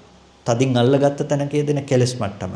එතකොට හැබැයි යාට තාම තණ්හාව සම්පූර්ණම නැති වෙලා නැහැ. වස්තු තණ්හාව වේදෙනවා. කාම රාගේ තාම ඇති වෙනවා. එතකොට ගෙදරක ජීවත් වෙනවා. පෞල් ජීවිතයක් ගත කරනවා. ළමයි හදනවා. ඒ ඔක්කොම කරනවා. හැබැයි එයාට අර දිට්ඨිගත මට්ටමට යන මට්ටමේ කෙලෙසයකට ඉඩ නැහැ. මොකද එයා ඇත්තක් දැකලා තියෙනවා. එයාට ඉක්මනටම නුවණ එළඹ සිටින මට්ටමක් තියෙනවා ජීවිතේ. එතකොට ඒ නිසා ඒ මට්ටමේ ඉඳලා එයාගේ මනස ක්‍රමානුකූලව ඒක භාවිත වෙනවා. එයාට කියනවා නියතෝ සම්බෝධි පරායනෝ කියලා. එයා නියතයි ක්‍රමානුකූලව එයාගේ මනස අර අරිහත්ත්වයේ දක්වාම ගලාගෙන යන මාර්ගයට අනුගත කරගෙන ඉවරයි. එයා නියත පුද්ගලයේ දුගතියට යන්නේ නැහැ කියන එකට නියතයි. සුගතියේ පැත්තටමයි යන්නේ. මොකද දුගතිගාමී කෙලෙස් වලට තියෙන ඉඩ එයා නැති කරලා තියෙනවා. ඒ කියන්නේ කර්ම සිද්ධ කළාට කර්මපත සකස් කරන්නේ කර්ම සිද්ධ වෙනවා. අකුසල කර්ම සිද්ධ වෙනවා. හැබැයි කර්මපත සිද්ධ වෙන්නේ නැහැ. ප්‍රාණඝාත අදත්තා දාන වගේ ඊටාම බලවත් අකුසල කර්මපත එයාගෙන් සිද්ධ වෙන්නේ නැහැ. මේ මට්ටමේ අකුසල එයා දුරු කරලා තියෙනවා. මොකද මේ මට්ටමට මෝඩකම වේදෙන්නේ නැහැ එයාගේ. එතකොට ඒ නිසා ගෙහි ගෙදරක හිටියත් ඇති කරගන්න ඕනේ ඇත්ත දකින ප්‍රඥාව මෝඩකම දුරු කරගන්න. එතෙන්ට වෑයම් කරනකොට පැවිද්දද ගිහියද කියන එක අදාළත්වයක් නැතුව ඒ දෙන්නටම එක සමාන නුවණක් උපදවන්න පුළුවන්. ඉතින් ඒ නිසා මේ නුවණ උපද්ද ගන්න එක තමයි අපි කරන්නේ. ඒකෙදි ගිහි පැවිදි බෙහෙතයක් නැහැ ඇත්තටම. අපි නුවණ උපද්ද ගන්නවා.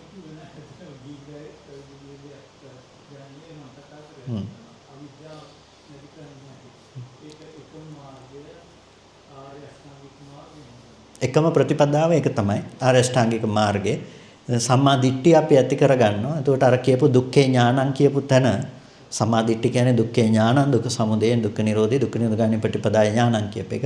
අපි අර පේන බව ඇති කරපු ස්කන්ධ ටික ඉපිද බිඳෙනවා කියන එක අපි නුවණින් දකින. ඒක තමයි දුක්ඛේ ඥානය. එතකොට සමුදය ප්‍රහාණය වෙනවා ඒකට අදාළව.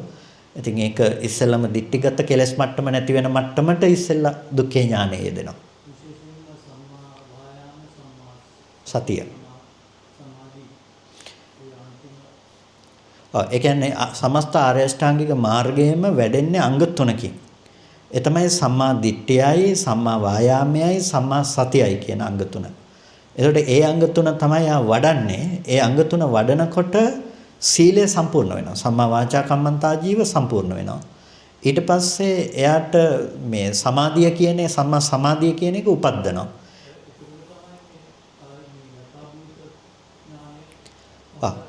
එතකොට තමයි අර සම්මා සමාධිය උපදිනකොටම එයා සමාධිමත් මනසින්ම ඇත්ත දකිමින් මිදිලා තියෙන ඒ අවස්ථාවේදී ඒ දක්වා සම්මා දිට්ඨිය පාදක කරගෙන සම්මා වායාමයේ සම්මා සතියයි.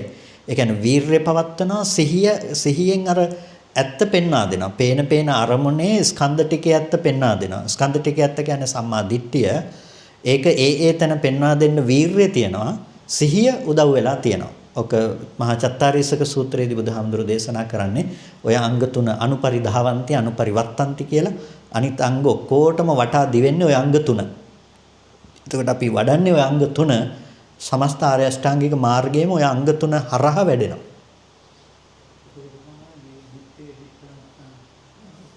හරියට. ඒ අවස්ථාවේදී. එතකොට එයාට අර ස්කන්ධ ටිකේ නුවණ එනකොටම එයාට පේනවා පෙනෙන බව ඇති කරපු ස්කන්ධ ටිකේ ඉපිදිලා ඒ මොහොතේම නිරුද්ධ වුණා කියලා. ඒ කියන්නේ දැකපු දේ දැකීමෙන් පස්සෙම ඉතුරු නැතුව නිරුද්ධ වුණා. එන මේ වටාපත දැක්කා ඒක එතනින් ඉවරයි කියන එක නෙමෙයි. වටාපත හැදෙන්නත් කලින්ම පෙනෙන බව හදපු ස්කන්ධ ටික ඉපිද බිඳුණා. ඊට පස්සේ දැනගන්න එක දැනගැනීමෙන් පස්සේ ඉතුරු නැතුව නිරුද්ධ වෙනවා. මේ දෙක එකතු කරගන්න මෝඩකම වෙන්නේ නෑ යාට.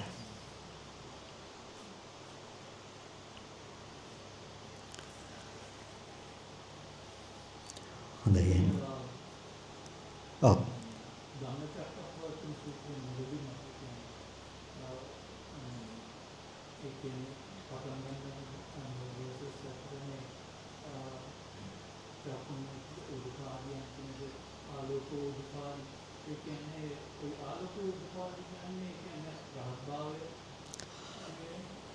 නැහැ ඒකෙදී මේ ඒ කියන්නේ ආලෝකය කියන වචනේ එතනදී පාවිච්චි කරන්නේ ආලෝකයෙන් කරන්නේ අපි දෙයක් දකින්න එකනේ. ඒ කියන්නේ රූප දකින්නවා කියලා කියන එක කරන්නේ මොකද්ද ආලෝකයෙන්. ප්‍රඥාවෙන් කරන්නේ දර්ශන කෘත්‍යයක්.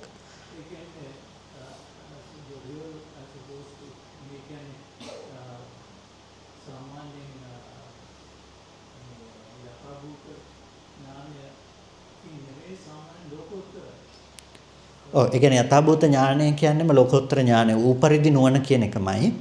එතකොට දැන් එතනදී මේ ආලෝකෝ උදපාදි කියලා කියන්නේම ආලෝකයේ උපමා කරන්නේ ප්‍රඥාවට.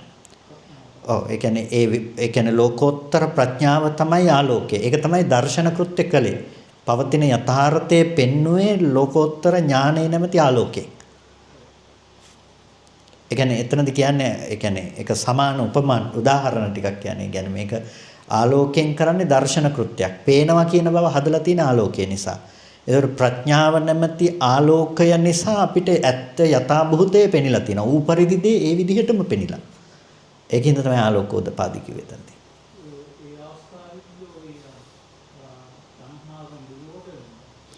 ඒ අවස්ථාවේදී ඒ කියන්නේ ඒ යථාභූත ඥානය දකින මොහොතේදී චක්ඛම් උදපාදි කියනකොට ඉපදුනා කියන්නේම දුර වුණා කියන එක තමයි. ඒ කියන්නේ තණ්හාව දුර වුණා. ඒක දුර වෙන අවස්ථාව එකිනෙකට වෙනස් වෙන්න පුළුවන්. ඒ කියන්නේ දැන් සෝවාන් මාර්ගයේ උපදිනකොට මම කියන්නේ එකම නිවන දකින්න කියලා. එතකොට එතනදී රහත් වෙනවා කියනකොටත් දකින්න එකම නිවන තමයි. එතකොට ඒ ක්ෂණයේදී කෙලස් එකක්වත් නැහැ. අවිද්‍යාව නැහැ. හැබැයි ආපහු ආවරණය වෙන්න තියෙන ගතිය විතරක් තියෙනවා. ඒ කියන්නේ පස්සේ ආවරණය වෙනවා. ආපහු සෝවාන් වුණ කෙනාට. රහත් වුණාට පස්සේ ඒකත් නැහැ. ආවරණය වෙන්න පුළුවන් කමක් නැති කරලා තියෙනවා. ඒ කියන්නේ තේරෙනවද?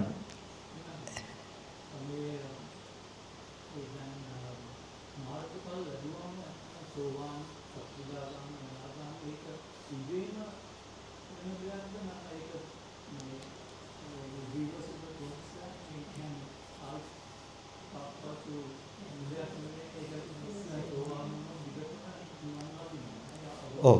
ඒක පහලට ආපස්සේ එන්නේ නැහැ. එයා නියතෝ සම්බෝධි පරායනෝ කියලා කියන්නේ එතනින් පහලට එන්නේ නැහැ. එයාට නිතරම අර නුවණ පැත්තට එයාගේ මනස නිතරම ගමන් කරනවා. ඉබේම එනවා. ඒ කියන්නේ සමහර අය ඉන්නවා තීව්‍ර භවච්ඡන්දේ තියෙන අය. භව රාගයේ වැඩි. ඒ නිසා අමුතුවෙන් ආපහු බනහාහ වීරය කරන්නේ නැහැ. හැබැයි වීරය නොකර හිටියත් ඒගොල්ලොන්ගේ මනස ස්වභාවිකවම අතෙන්ට නැඹුරු වෙනවා. ඒගොල්ලෝ දැකපු ඇත්ත ඒගොල්ලොන්ට පේන්න පටන් ගන්නවා. දැන් අර අපි බන අහලා තේරුණාට පස්සේ අපිට එකපාර ප්‍රශ්නයක් ආවොත් අපිට එකපාර අර ධර්මය ඇවිල්ලා අපිට එනවනේ නෑ ඒ උනාට මෙහෙම දෙයක් නෙවෙන්නේ කියලා අපිට එතන පෙන්වා දෙනවනේ. ඒ වගේම අර සෝවාන් වුණ වෙලාවේදී එයාට ඇති වුණ ඒ දැක්ම එයාට ජීවිතයේ එදිනෙදා පැවැත්ම ඇතුලේ නිතර මෙනෙහි වෙනවා. එයා 아무තෙන් මෙනෙහි නොකලත්. දැන් විශාඛාව අනේ පිඬුසිටුතුමා ඒගොල්ලෝ මේ තීව්‍ර භවච්ඡන්දේ තිබුණ අය. එහෙනම් මාර්ග මේ ජීවිතේ රහත් උනේ නැහැ. හැබැයි මේ නතේ භවං අට්ඨමං ආදියන්ති. ආය 8 වෙනි භවයකටපත් වෙනවා කියන එක වෙන්නේ නැහැ. ඒ අතරතුර ඒගොල්ලෝ අනිත් මාර්ගඵල අධිගම ලබනවා. ඒ ලබන තැනටපත් වෙන්නේ નિરાයාසයෙන්ම ධර්මතාවයක් හැටියටම ඒගොල්ලොන්ගේ මනස ඒගොල්ලෝ දැකපු යථාර්ථයේ පැත්තට නැවත නැවත මෙනෙහි වෙනවා. එතකොට ඒ පැත්තට නැඹුරු වෙමින් ඒගොල්ලොන්ගේ මනසේ දියුණුවක් નિરાයාසයෙන්ම සිද්ධ වෙනවා. එතනදී. අමුතුවෙන් බලෙන් වැඩුවේ නැති වුණා.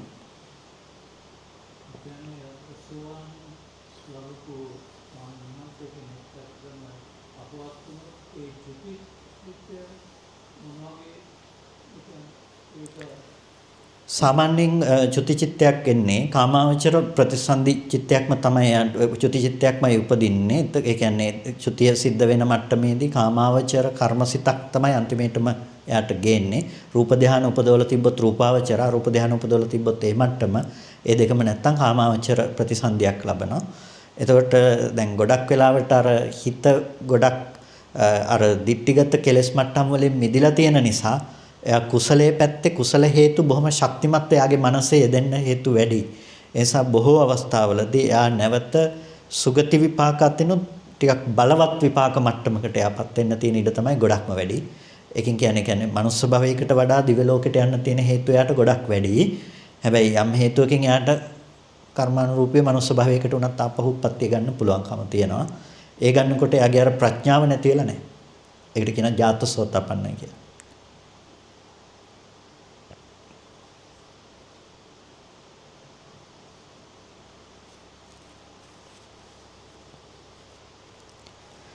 හොඳයි එහෙනම් කවුරුත් ධර්ම ශ්‍රවණය කරමින් යෝනිසෝ මනසිකාරය පවත්වමින් වටිනා කුසලයක් සිදු කරගන්නට යෙදුණා.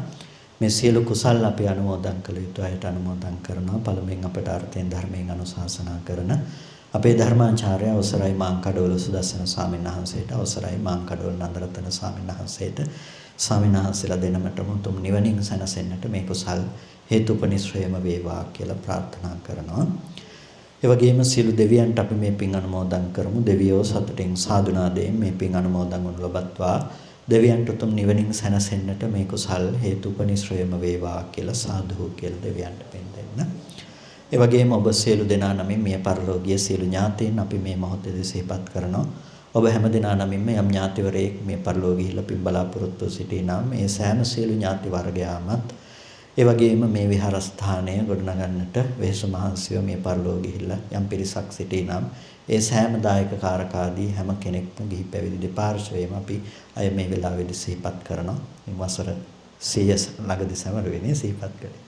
දැන් අවුරුදු 100කට වැඩි ඒ 100ක් සිහිපත් කරනවා. ඉතින් ඒ කාල පරාසය තුළ මේ විහාර ගොඩනගන්නට වෙහෙස මහන්සියෝ හැම දිනම අපි මේ වෙලාවේදී සිහිපත් කරනවා. ඉතින් මේ පරලෝක යන්නට යෙදුන හැම දිනාටම මේ සියලු කුසල් තමන් කළ පිනක් මෙන් සතුටින් සාදුනාදයෙන් අනුමෝදන් වන්නට ලැබේවා. ඒ හැමට උතුම් නිවනින් සැනසෙන්නට මේ කුසල් හේතුපනිශ්‍රයම වේවා කියලා සාදු කියලා පින් අනුමෝදන් කරමු. ඒ වගේම මේ සියලු කුසල ධර්මයන් ඔබට මේ විදිහට සිද්ධ කරගන්නට අනුශාසනා සපයමින් ඔබට මේ සියලු අනුග්‍රහකත්වයන් දක්වමින් අපට මේ සඳහා අවකාශය සලසාලමින් ඒ සියලු කටයුතු සූදානම් කරන්නට යෙදුන ලන්ඩන් බෞද්ධ විහාරයේහි විහාරාධිපති අවසරයි පූජ්‍ය බෝගොඩ සීල විමල නායක මාහිම්පාණන් වහන්සේ ප්‍රධාන විහාරවාසී සියලුම ස්වාමින් වහන්සේලාට අපි පුණ්‍ය අනුමෝදන ආශිර්වාදයන් කරනවා. නායක මාහිමිපාණන් වහන්සේ ප්‍රදාන සියලුම ස්වාමීන් වහන්සේලාට මේ සියලු කුසල ශක්තිය උතුම් නිවනින් සැනසෙන්නට හේතුපනිශ්‍රේම වේවා. ශාසන මාර්ග බ්‍රහ්මචර්යාවේ එහෙන් සපුරා ගන්නට කායික මානසික ශක්තිය සැලසේවා කියලා සාදු කියලා ආශිර්වාද කරමු.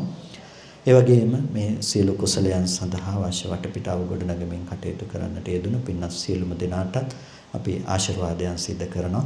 ඒ වගේම විශේෂයෙන්ම අපි කරන බොහෝ ශාසනික කටයුතු සඳහා අපිට ඒ වෙනුවෙන් මැදිහත් වෙමින් අවශ්‍ය අවස්ථාවලදී උපකාරයන් කරමින් පුස්කුල පොත් ව්‍යාපෘති ආදී අපි කරපු ගොඩාක් කටයුතු වලට අපිට ඒ සඳහා අවශ්‍ය මූලික පසුබිම ගොඩනැගීම වෙනුවෙන් මහා විශාල කාර්යභාරයක් කරපු අපේ ප්‍රියන්ත බුතේජු මහත්මයාට විශාඛා බුතේජු මහත්මියටත් අපි පින්වත් දෙපළට විශේෂයෙන්ම පුණ්‍යානුමෝදනා කරනවා මේ අවස්ථාවේදී.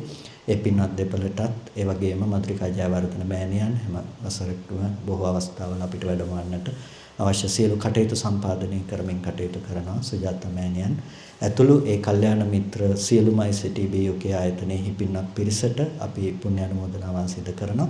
ඒ වගේම අප වැඩම කරවන්නට යෙදුණු රොෂාන්ත මහත්මයාටත් අපි පුණ්‍යානුමෝදනාවන් සිදු කරනවා. ඒ වගේම පින්වත් ඔබ සෑම සියලු දෙනාටම ධර්ම ශ්‍රවණය කළ හැම දෙනාටම මේ සියලුම කුසල ශක්තිය නිදුක් නිරෝගී සුවපත් බව චිරජීවනයේ සලසාගෙන කායික මානසික සැනසෙල්ල උදා කරගෙන උතුම් නිවනින් සැනසෙන්නට මේ සියලු කුසල් හේතුපනිශ්‍රයම වේවා කියලා සාදු කියලා අපි අනුමෝදන් කරනවා. අභිවාදන සීලිස නිච්ඡං වද්ධාපචායිනෝ චත්තාරෝ ධම්මා වඩ්ඩන්ති ආයුවන්නෝ සුඛං බලං ආයුරාෝග්‍ය සම්පatti සග්ග සම්පatti මේවච අතෝ නිබ්බාන සම්පatti ඉමිනාතේ සමිජ්ජතු.